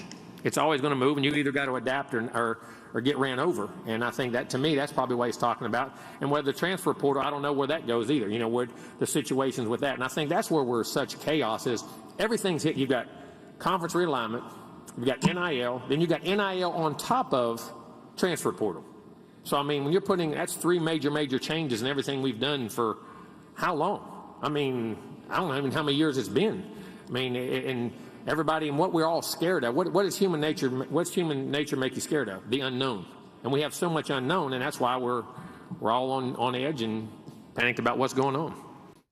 There's that word, uniformity, from Jimbo Fisher, SEC Media Days in Atlanta. By the way, 3HO will be broadcasting live for the final time this week, today, 3 to 6, from the College Football Hall of Fame. I'm sure they'll be discussing this as well. It's funny, Coach, we're talking off the air about just how quickly that man gets his words out, and then he's immediately asked about it by a reporter. Yeah, I don't know if I'd have wasted my one question about that. But who he kind of reminds me of just a little bit? He reminds me a little bit the way he talks, kind of in staccato, quick. We all talk differently. He kind of reminds me a little bit of Coach Spurrier. And he kind of reminds me a little bit of Coach Majors in kind of the way that they talk kind of quickly, and all of them make a lot of sense. But no, a lot of pressure on Jimbo Fisher, not pressure. I mean, he's got that contract. I forget how many years he's got left, but he's gonna have to lose a lot of ball games for him to buy that thing out. But he's. Last year, they did beat Alabama, but they also lost 4. They were 4-4 in the Southeastern Conference. You beat Alabama. Normally, you think you're going to be up there competing for a championship. Wasn't even close. Here's what I've kind of discovered now. I want everybody to understand how I'm saying this and what I'm trying to get to on this. I probably won't do a good job, but remember that I am an Oklahoman, was born in the Sooner State, so Oklahoma and Texas kind of have a little bit of a rivalry, and I'm certainly in there somewhere. But, every year in the NFL, who's going to be the team that's going to win a Super Bowl? Dallas Cowboys, right? Why? Well, because they're Dallas and they're in Texas. Texas A&M, everybody says Texas A&M, they got all this talent. They do. They got a great state to recruit in. They got a great coach. Well, they haven't got there yet. And believe me, when Texas comes into the league, it's going to be the same thing. Texas is because they got a great recruiting base down there. I thought some interesting things there. When this is a discussion for another day, but we know that when Oklahoma and Texas get here, we're either going to have a 9-game conference schedule or we're going to have an 8-game conference schedule. We know that there will be no division play. So number 1 will play number 2 for the Southeastern Conference Championship. In the 9-game schedule, you will have 3 common opponents every year. In the 8-game schedule, you'll have 1. Let's look at just the 8 for Texas A&M real quickly. If it's the 8-game schedule, one opponent, it most likely will be Texas for obvious reasons. But who's Oklahoma? It's going to be. They also have a big rivalry with Texas. And then if it's a 3-game, certainly Texas. He mentioned because of the Old Southwest Conference, Arkansas is there. They mentioned LSU. That's the reason I'm bringing that up is that's a problem. If we go to the 3-game everybody playing 3 common opponents, all right, and the 5 other games you're going to play to get to 9, 6 other teams you're going to play to get to 9. We're going to have these arguments about, where do the tradition games come in? Let's take Georgia, for example. Auburn is certainly one. Florida is certainly one. Is it South Carolina? Is it Tennessee? So we're going to be having some really great discussions on this, and that's one of the things they're looking at. Most people that I've talked to, the Tony Barnharts that really know the Southeastern Conference, believe we will probably go to the 9-game schedule. One last thing on this. What's going to determine that is what the college football playoff number of teams will be. If, as most people think it eventually will happen, we go to a 12-team college football playoff instead of 4, most likely the SEC will go to a 9-game schedule, conference schedule. If it stays at 4 games, the likelihood is probably to stay at 8 games. So all that's something in the future on that. But, again, a lot of pressure on when you have the number 1 recruiting class. Now, he mentioned a lot of those young players. Rarely do any of those players, unless they're maybe a skilled athlete, a wide receiver, maybe running back, rarely do they come in this league and really be big contributors. So a lot of pressure on Jimbo Fisher. He's expected to win there. He'll probably be picked the number 2 in the West this year.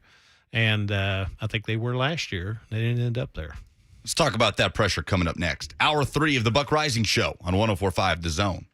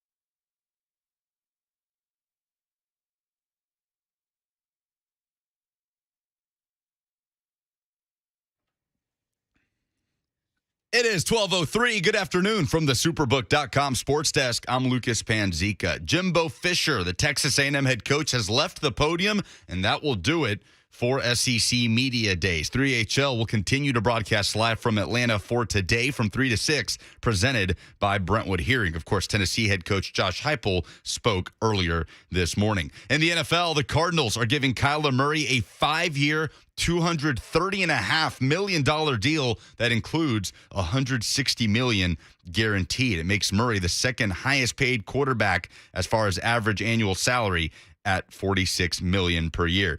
The Nashville Predators have signed forward Nino Niederreiter for a 2-year contract worth $8 million. Played for the Carolina Hurricanes for each of the last 4 seasons, 20-plus goals, 20-plus assists last year. For all your foundation repair and waterproofing needs, visit USSTN.com. Breaking news at once on your home for the Titans and Vols. This is 104.5 The Zone.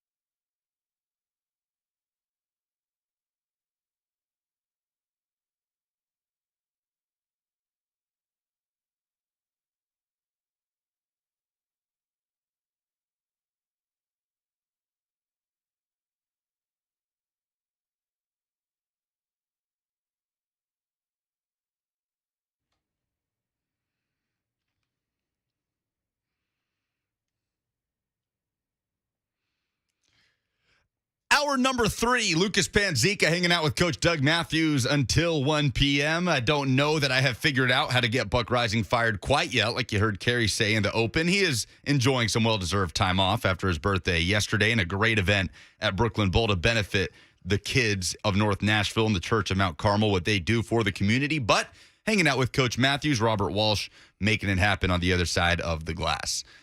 A lot going on today, Coach. A lot of news coming down from Kyla Murray. The Preds make a signing, and Jimbo Fisher rounds out SEC Media Days from the podium. Fitting that Jimbo is who we finish with this week. Well, it is, and, you talk about the news. Of course, NFL camps getting going here. I guess maybe some are already going. Tuesday for the Titans. You got the Southeastern Conference will be kicking up, and the rest of college football right around the 1st of August, which is just right around the corner. A lot of talk, as I've said many times. That the media day is always, to me, and I think most college football fans in this area, SEC Media Days, as I mentioned at the top of the show, that's kind of the official, unofficial, or the unofficial, official start to college football. And as you know, Lucas, on this station, we'll be hitting college football for the next 6 months. Can't wait. 615-737-1045 to join the conversation. Patrick Wilson in the Facebook chat says, Texas A&M takes a step back this year. Plus, 4-4, not good enough to get second in the West. LSU and Arkansas battle for second. That is Patrick Wilson's prediction. We ended hour 2, Coach, with you talking about the pressure on Jimbo Fisher going into year 5 at Texas A&M. To act like Jimbo Fisher is anywhere close to the hot seat would just be disingenuous, because that's just not true. He just signed the best recruiting class in college football history. But I do think if you were able to go back in time and show a Texas A&M fan Jimbo's record through the first 5 years of that massive 10-year contract he signed in 2018 compared to, say, the Kevlin Sumlin era, and you stack those up next to each other, they don't look very different. And I think the average Texas A&M fan would be a little bit surprised by that. Yeah, maybe so. Probably so. Listen, places like A&M, I'm very familiar with that program. They have high expectations for their football program. The 2 teams that we're bringing in, Texas and Oklahoma, both of those have high expectations.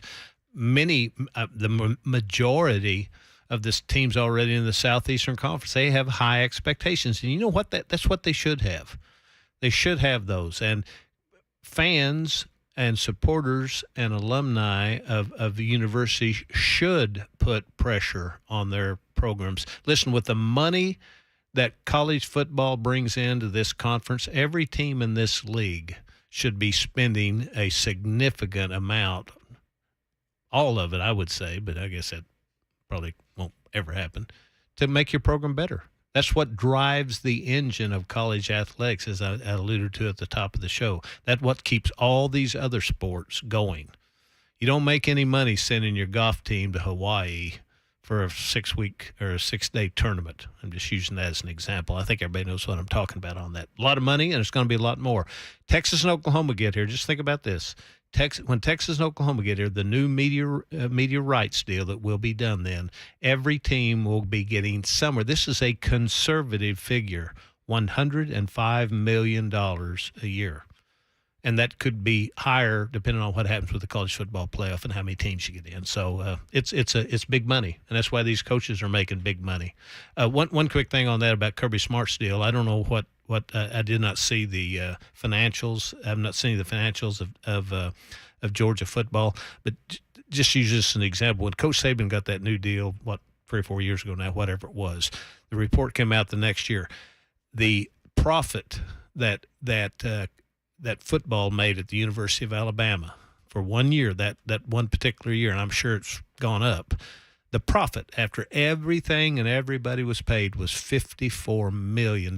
Now, if you're running a business and you turn in $54 million in profit, are you going to pay your CEO $10 million? You dadgum right you are. Well, you're alluding to Kirby Smart's new contract that broke earlier today. Chris Lowe of ESPN breaking a 10-year deal worth over $12 million per year. And for Nick Saban, that's about $9.7 million per year. And listen, just think about where Georgia was. Here, this guy's a young coach. Coach Saban's on the last, maybe 4 or 5 years of his career. We know what he did. Kirby Smart has built. They got a lot of talent down there. Man, they've been right there the last 3 years. They won the SEC a couple of years ago and then lost to the team they beat in the SEC, Alabama, later. But they're right there. I mean, what you got a guy there. He's energetic. He represents Georgia. He is a Georgia player.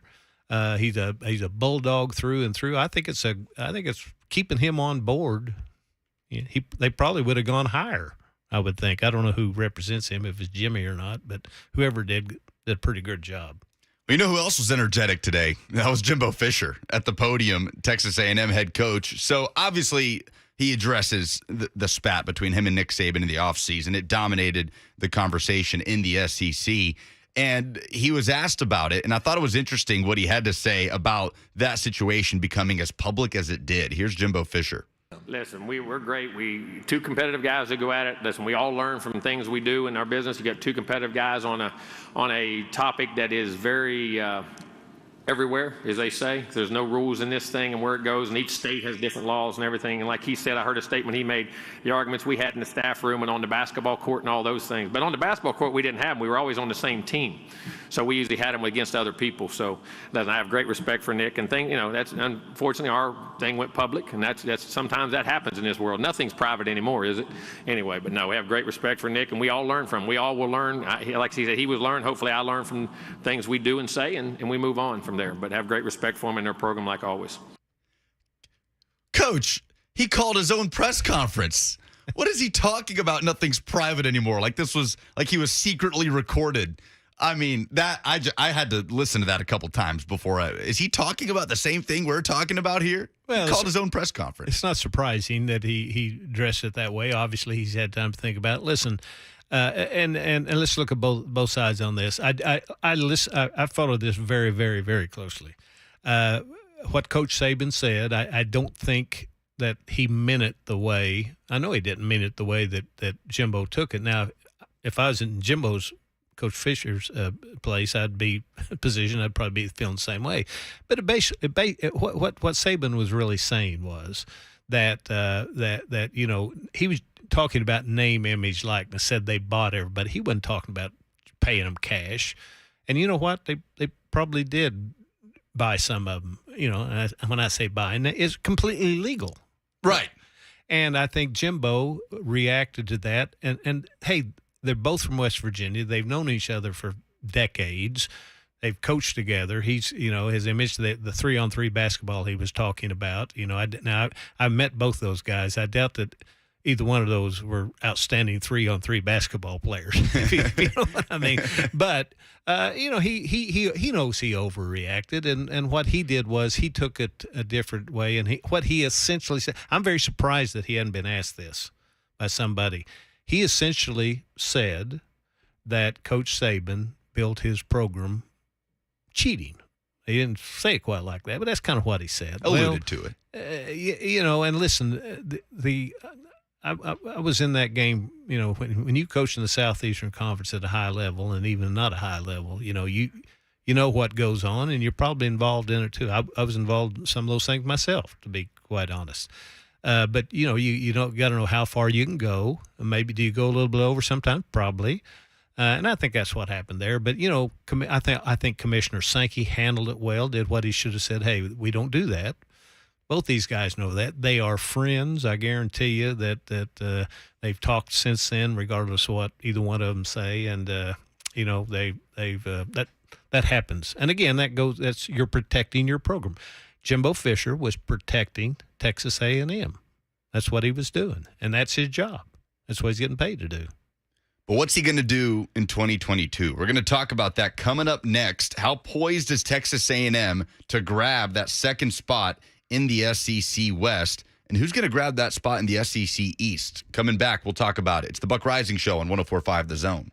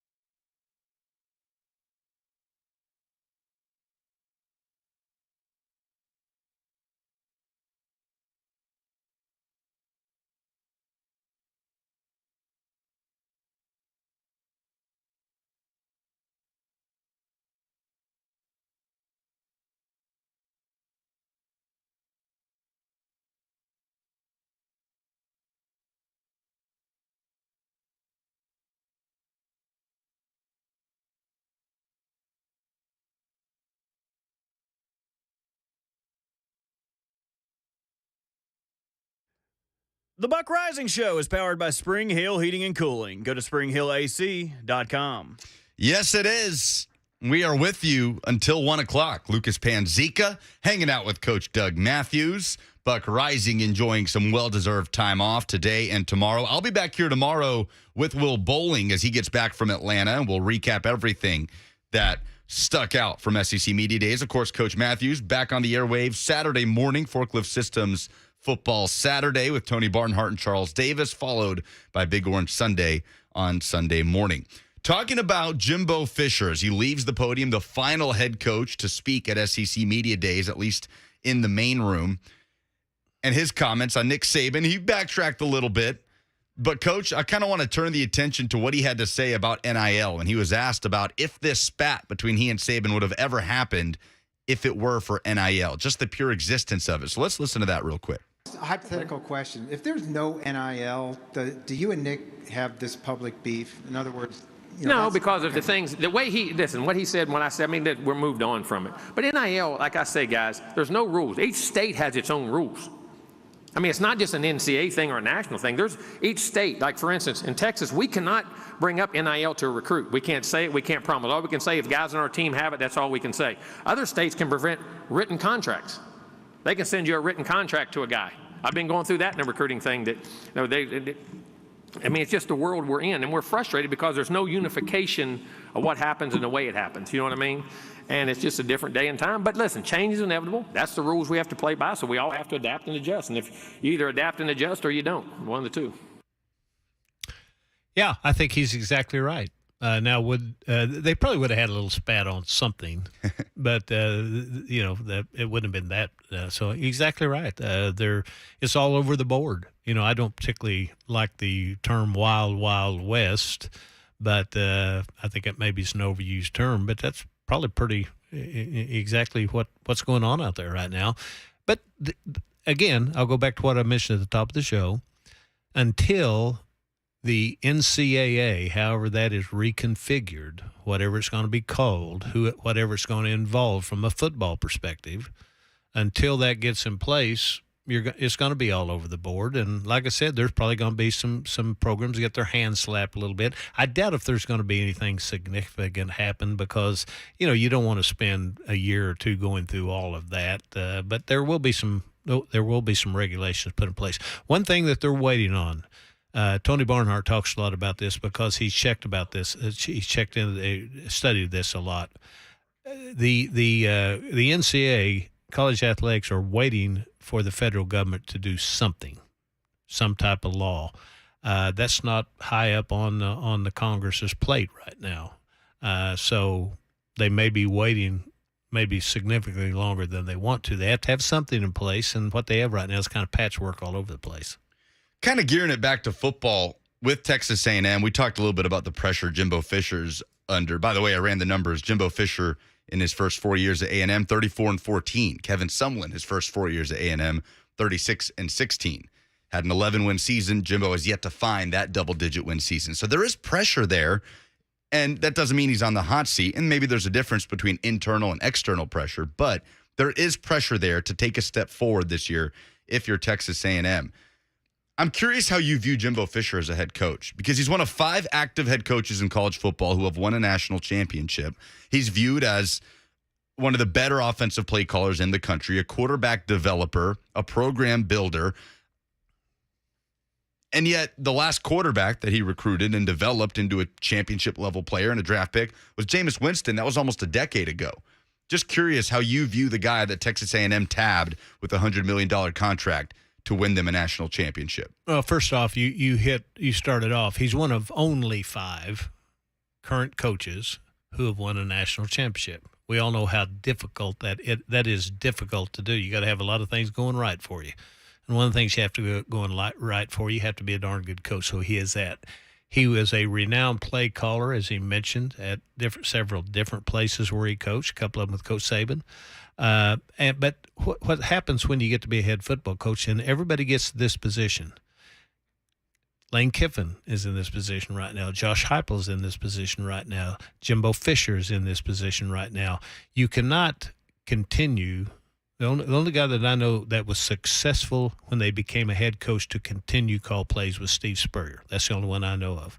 Because the game, you can't. There's so much involved in being a head football coach, and at some point you got to give those play calling up. Lane Kiffin did not call plays last year at Ole Miss. Jeff Lebby. Josh Heupel did not call plays last year. Coach Golish did. I don't know if Jimbo Fisher did or not. Watching their games, I don't think that he did. Now, obviously, you have input on it. So, he's dependent now on somebody else developing quarterbacks. He cannot spend practice and meeting time in the quarterback room developing quarterbacks. So I think that's part of it. I truly believe A&M will break through. I was kind of saving this for Saturday, but I'll go ahead and talk about it now. Little sneak peek. The last time Texas A&M. Now, if you're a major program in Texas, there are a ton of players in Texas, and I mean a ton, and really only three teams: Texas, Oklahoma, and A&M. They get their. Oklahoma's like a Texas school when it comes to recruiting because of their proximity to Dallas, primarily on that. You know when the last time Texas A&M won a national championship was? 1937. 1937. So they're difficult to win. I like him as a coach. But he's going to have to win a conference, and to win a conference championship. A&M, they've only been in the league, 7, 8, 9 years right now. They've never won A&M before him or after him or with him, but they've never won a division. They've never even gone to Atlanta to represent the West. So, you got to do that first. I like him. I like the way his teams play, and my belief is that he'll be in that mix, staying in that mix, and he'll eventually get over that hurdle. And my guess is when he gets over that hurdle, they're probably going to be there. Here's the problem about the West, and again, all this is going to change when Texas and Oklahoma get in. But in the West right now, you got Alabama won a national championship in the last. Obviously, LSU won a national championship. Auburn has won a national championship. Those three teams right there, they're still in that league. Arkansas is a darn good program. I think some people are elevating them a little bit more than where I would have them right now, simply because it's only Coach Pittman's second year. He hasn't got his program developed there yet, but it's tough to win in this league. I mean, you got 14 teams, only one of them going to win it. Only two of them going to get an opportunity to play for it. And it's going to get much, much, much more tougher here in a couple of years when Oklahoma and Texas jump in this puppy. So here's my thing about Arkansas, because you're right, especially since Sam Pittman has spoken. I think people view Sam Pittman in very high regard in the SEC. He's a very likable coach. Players love him. The definition to me of let your coordinators do the job, right, without interfering. He's leaned on Barry Odom a lot, one of the best defensive coordinators in the league. But when you look at Arkansas and A&M, there's no question A&M has the more talented roster. But, Coach, I know what Arkansas is. I know what they are. I know who their quarterback is. I know who he's going to throw to this year. I know what their identity is going to be. I don't know that I can say that about Texas A&M. I don't know who their quarterback's going to be. I think Aniyah Smith is going to be their number one wide receiver. He was arrested on Wednesday. He was supposed to be down there in Atlanta with Jimbo this week. And obviously there's so much talent. They just brought in the best recruiting class in college football history. Those guys are all freshmen. As far as this year, 2022, when you make your predictions at the end of SEC media days like you do and you have the preseason poll, I'm putting Arkansas second because I know exactly who they are, and I can't say that about A&M. Yeah, I understand. Of course, I don't ever pick. Right. And I will say this. I get all this information from Mr. College Football, Tony Barnhart. The media that picks down there, they've been right like 20% of the time. Mm-hmm. So yeah, that's a good point. The easy picks this year are Georgia and Alabama. I think they're going to have the most talent. That doesn't mean they're going to win. I mean, they're going to get to the division play. And Arkansas, again, only the second year. You're right. They're a tough team to beat. But they still are nowhere near, I think, where they will be. One thing about Coach Pittman, the reason he is like that, Coach Pittman was I don't know how many years he was an assistant coach, 30? His maybe? whole career, yeah. So he knows the importance of letting play callers and coaches coach. He knows the importance of that. I love the way their team plays. You don't want to play them. You do. They're like they're in the West are like, to me, Kentucky is in these. You don't want to play Kentucky. because you probably think you're supposed to beat them, but they're difficult to beat. They're a darn good football team. Both of them are. They're well coached teams. So, it's a coin flip on the rest of them, and I don't ever get involved in that because, again, you don't know what's going to happen when you play people. Well, and we talk about this in the context of who finishes second in the West, who finishes second in the East, because I don't think you and I need to have the conversation about who finishes atop those divisions. But when you look at the SEC East, what's more interesting to you? I'll ask you that. Between that battle for pushing Alabama in the West and pushing Georgia in the East, which of those two is more interesting to you? Well, first off, what's the great Dale Earnhart's quote? If you come in second, you're first loser. Mm-hmm. I mean, who really cares? Really? Yeah. Who really cares who comes in second? Fair enough. You're first loser on that. I would say right now, clearly, it's Georgia and Alabama, clearly. And then you're looking, I think, in the East, know a little bit more about that because of the Vols. Mm-hmm. I think you're looking there at certainly Tennessee will be in that mix. I think Kentucky will be in that mix. I think South Carolina will be in that mix. I got to believe, even though looking at it on paper and looking at everything, I got to believe Florida's going to be in that mix. But, one thing that Tennessee has, a slight hurdle that they have to overcome is they're the only team in the East that every year has to play Alabama. In the last 15 years, 10 years since Saban's been there, playing Alabama, that's a tough hump to get over on that. So, but I like those teams. Again, here's what, every time I make a talk to anybody, and I'm talking to groups that have different fan bases, I tell them the same thing. Here's what I do every year. I look at the schedule of every team. You're going to play 8 Southeastern Conference teams. Here's what we know. If you don't win at least 5 of those games, in other words, if you can't go 5-3 in conference play, you cannot sniff the SEC championship game. And every time there's been a 5-win team get in either division, it's on a tiebreaker. So you pretty much have to go 6-2 at the very least.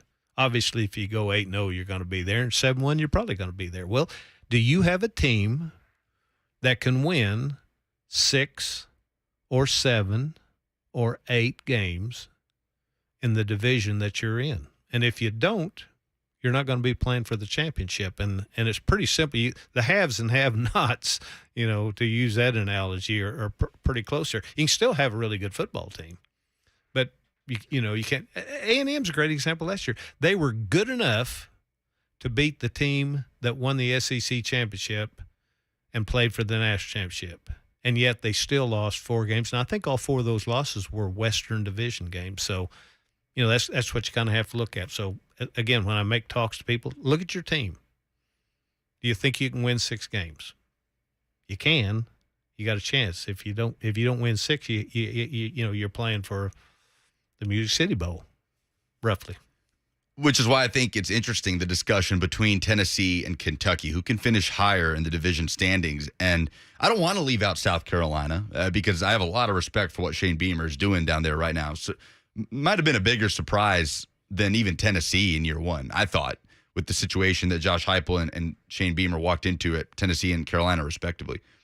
South Carolina, Kentucky, Vanderbilt have never won an Eastern Division championship. Excuse me, have never won an SEC championship. Right. South Carolina won. They have one. That's right. So that's what you have to look at. And again, as I said, Mark Stoops, if I was an athletic director, he'd coach for me anywhere in the country. He is that good of a coach. But they don't have the advantage in football. South Carolina doesn't have the advantage of football. They're not even the top football team in their state. And for both of those teams, Tennessee's like this too, to a certain extent. You have to make your living recruiting out of state. And South Carolina's got to recruit Georgia. If they don't recruit Georgia well, they're in trouble. Well, guess what? Georgia's in there, Tennessee's in there, Auburn's in there, Alabama's in there, Florida's in there. Just not to mention some of the Ohio State and other people that go into Atlanta. So those are the difficulties there. They're tough jobs, but they're jobs that you have to almost do. At a South Carolina, at a Kentucky, you have to do almost everything right, and then you have to have some breaks go for you.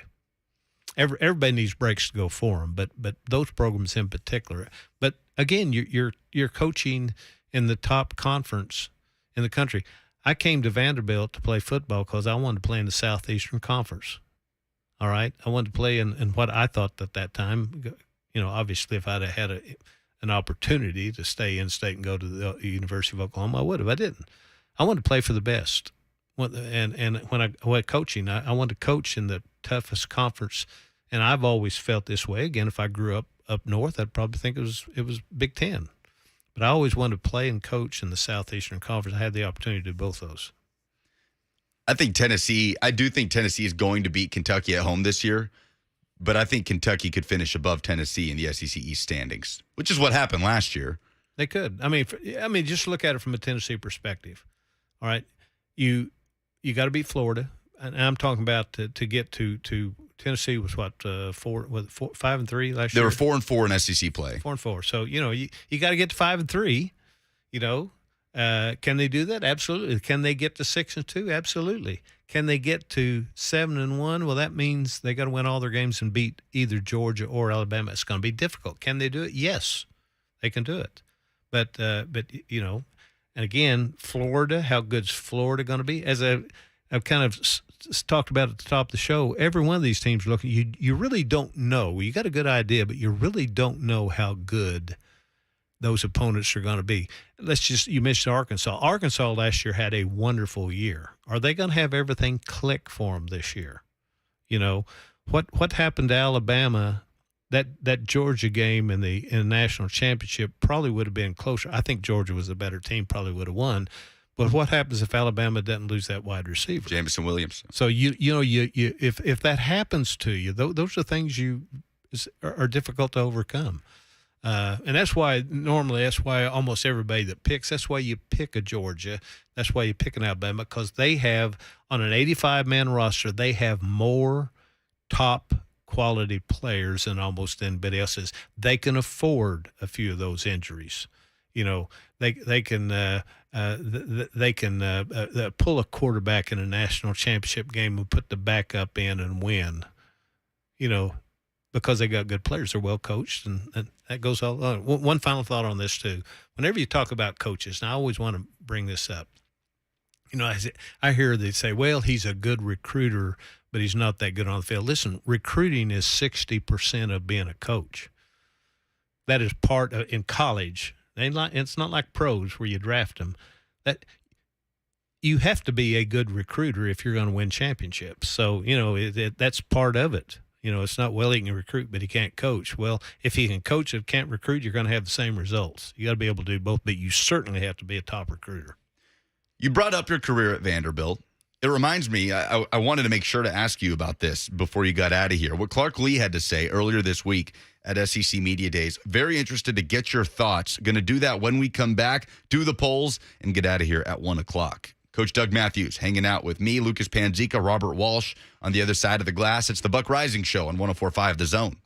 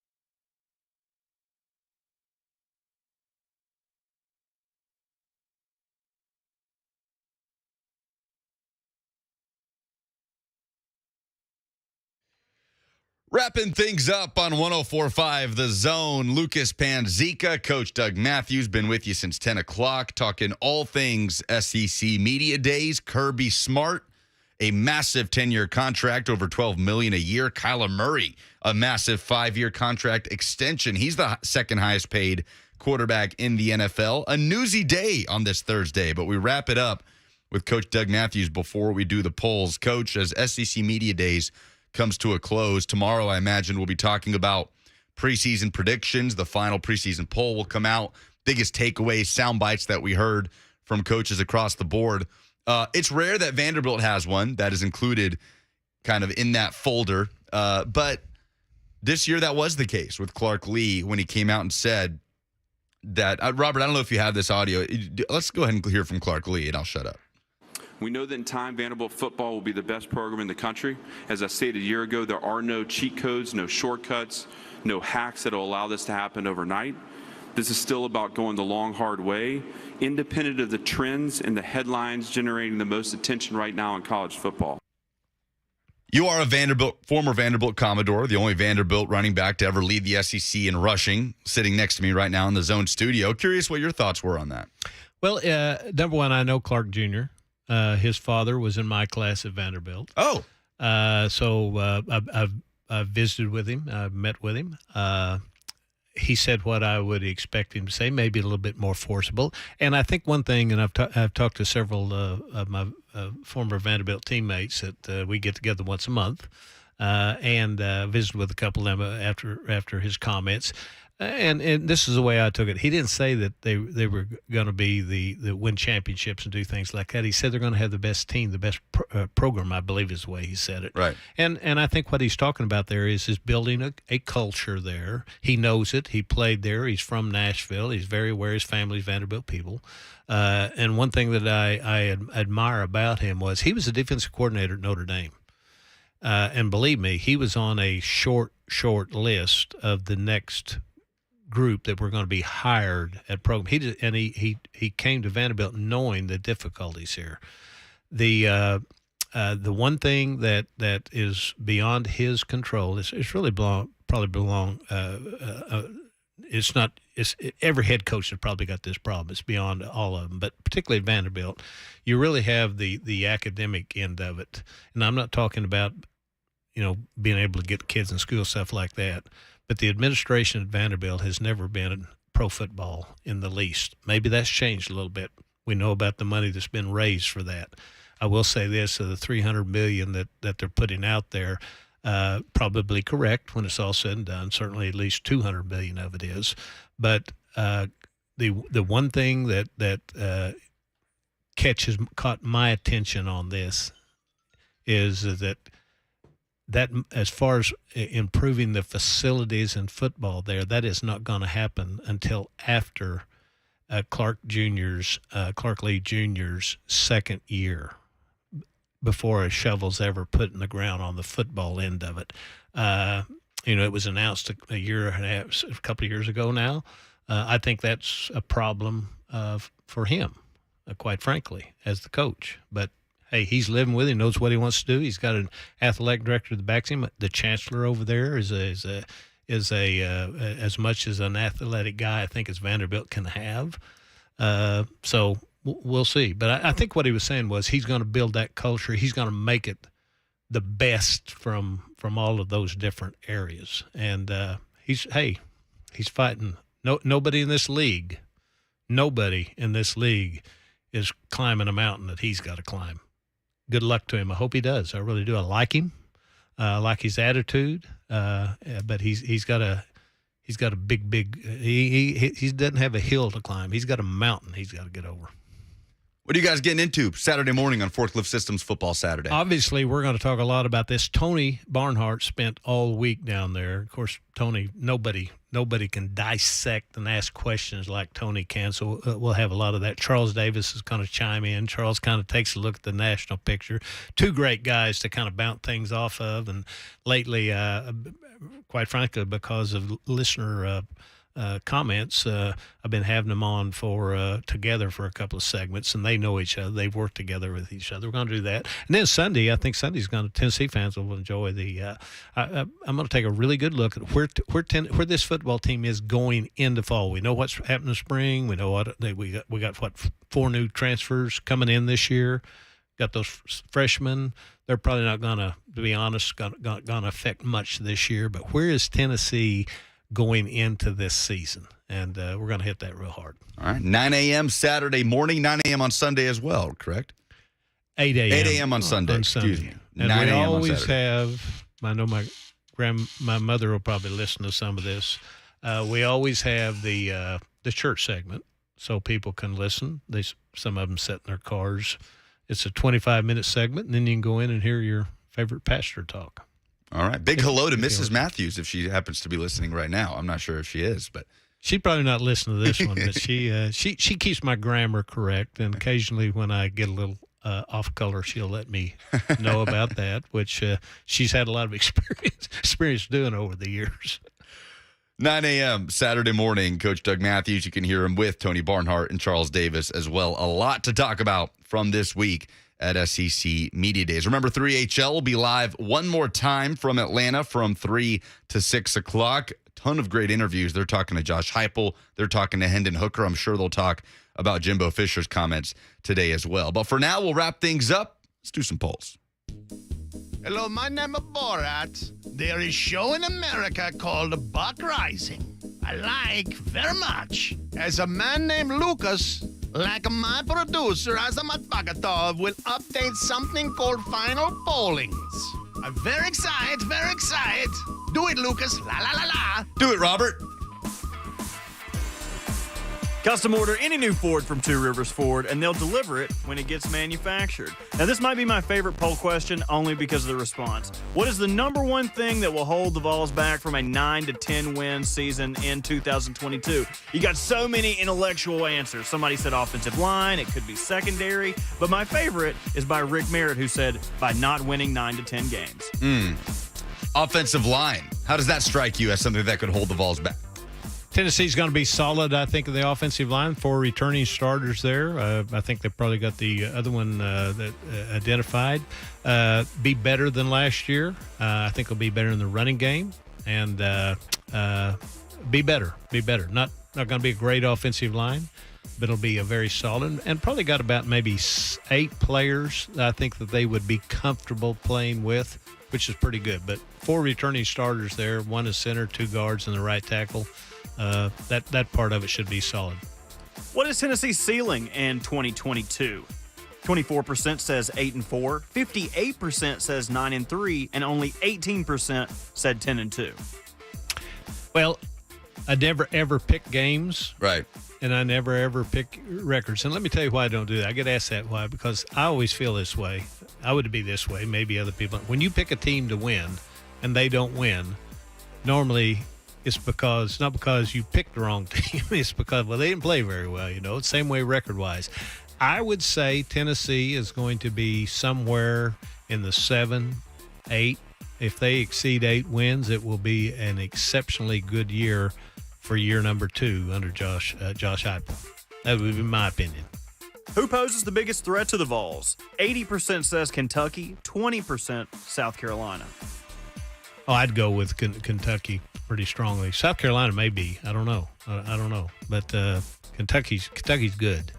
And they got I know that South Carolina's got a transfer quarterback coming in, but he's a transfer quarterback. This Revis kid last year, the reason Tennessee beat them last year wasn't because of Revis. I think Levis, Will Levis, yeah. Levis, yeah. Mm-hmm. What did I say? Yeah, Revis, yeah, excuse me. Yes, he's a good player. Very, very good player. Of course, he'll be one of the top 2 or 3 quarterbacks in the league this year. I'm fascinated by South Carolina. We'll talk. Will Bowling will be with me tomorrow. We'll talk about it. I think they're the biggest wild card in the SEC, at least in the SEC East. They are, and they were 6-6 last year. I just don't see year number 2. They lost a lot of players. Spencer Rattler coming in. I don't even know if he's going to be the starter, but I'm not quite as high on South Carolina as others are.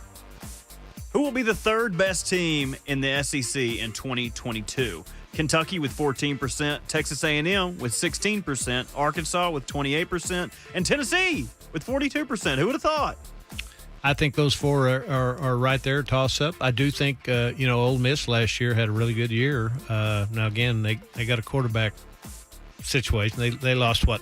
I know that Bryce Young won the Heisman Trophy. The cat they had down at Ole Miss, Matt Corral. And again, I'm looking at the game with they don't have him. Tennessee wins that game, I think, pretty easily. So I think Ole Miss is going to be better than people think they are. I really do, and they were good last year. They replaced a ton, right? They lose so much production on both sides of the ball, but they addressed it very well with self-dubbed Portal King Lane Kiffin. I think Michael Trigg, the tight end from USC, maybe one of the most underrated transfers in all of college football. Speaking of that, there's 3 teams in this league that made huge jumps in portal because they had to. Florida did, LSU did, Ole Miss did. Yeah. So, and that's if they come in and perform really well, great. If not, they're probably going to be an average team.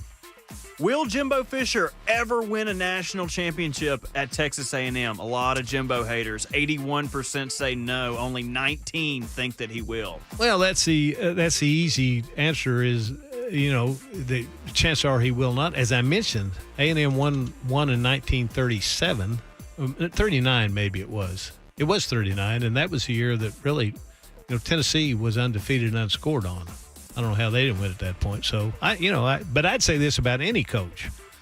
The odds are that none of them are going to win a national championship if you look at it in this day and time. I'd even put Coach Saban in there. I'd still say the odds that he will win another one are, well, I might have to rethink that.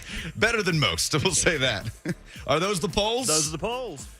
That is the show. Coach Mathews, thanks so much for hanging out. Really enjoyed it today. Great doing it. You will be on with me on Saturday. We'll go to where I move like I am today. I much more enjoy doing this than I do hosting a show. But anyway. Next Saturday. You and I will be hanging out right here in this studio. But this Saturday, you will be here with Tony Barnhart and Charles Davis. 9 a.m. sharp. Don't miss it. Forklift Systems Football Saturday. Blaine and Mickey, 1 p.m. sharp. Don't miss that. Alex Apple has stepped in for Mickey Ryan, hanging out with Blaine Bishop. Tons of news to get to today. They will hit on all of it. For Robert Walsh, our producer, Coach Doug Mathews, I'm Lucas Panzica. Catch you back here tomorrow alongside Will Bowling, wrapping up SEC Media Days at 10 a.m. Talk to y'all soon.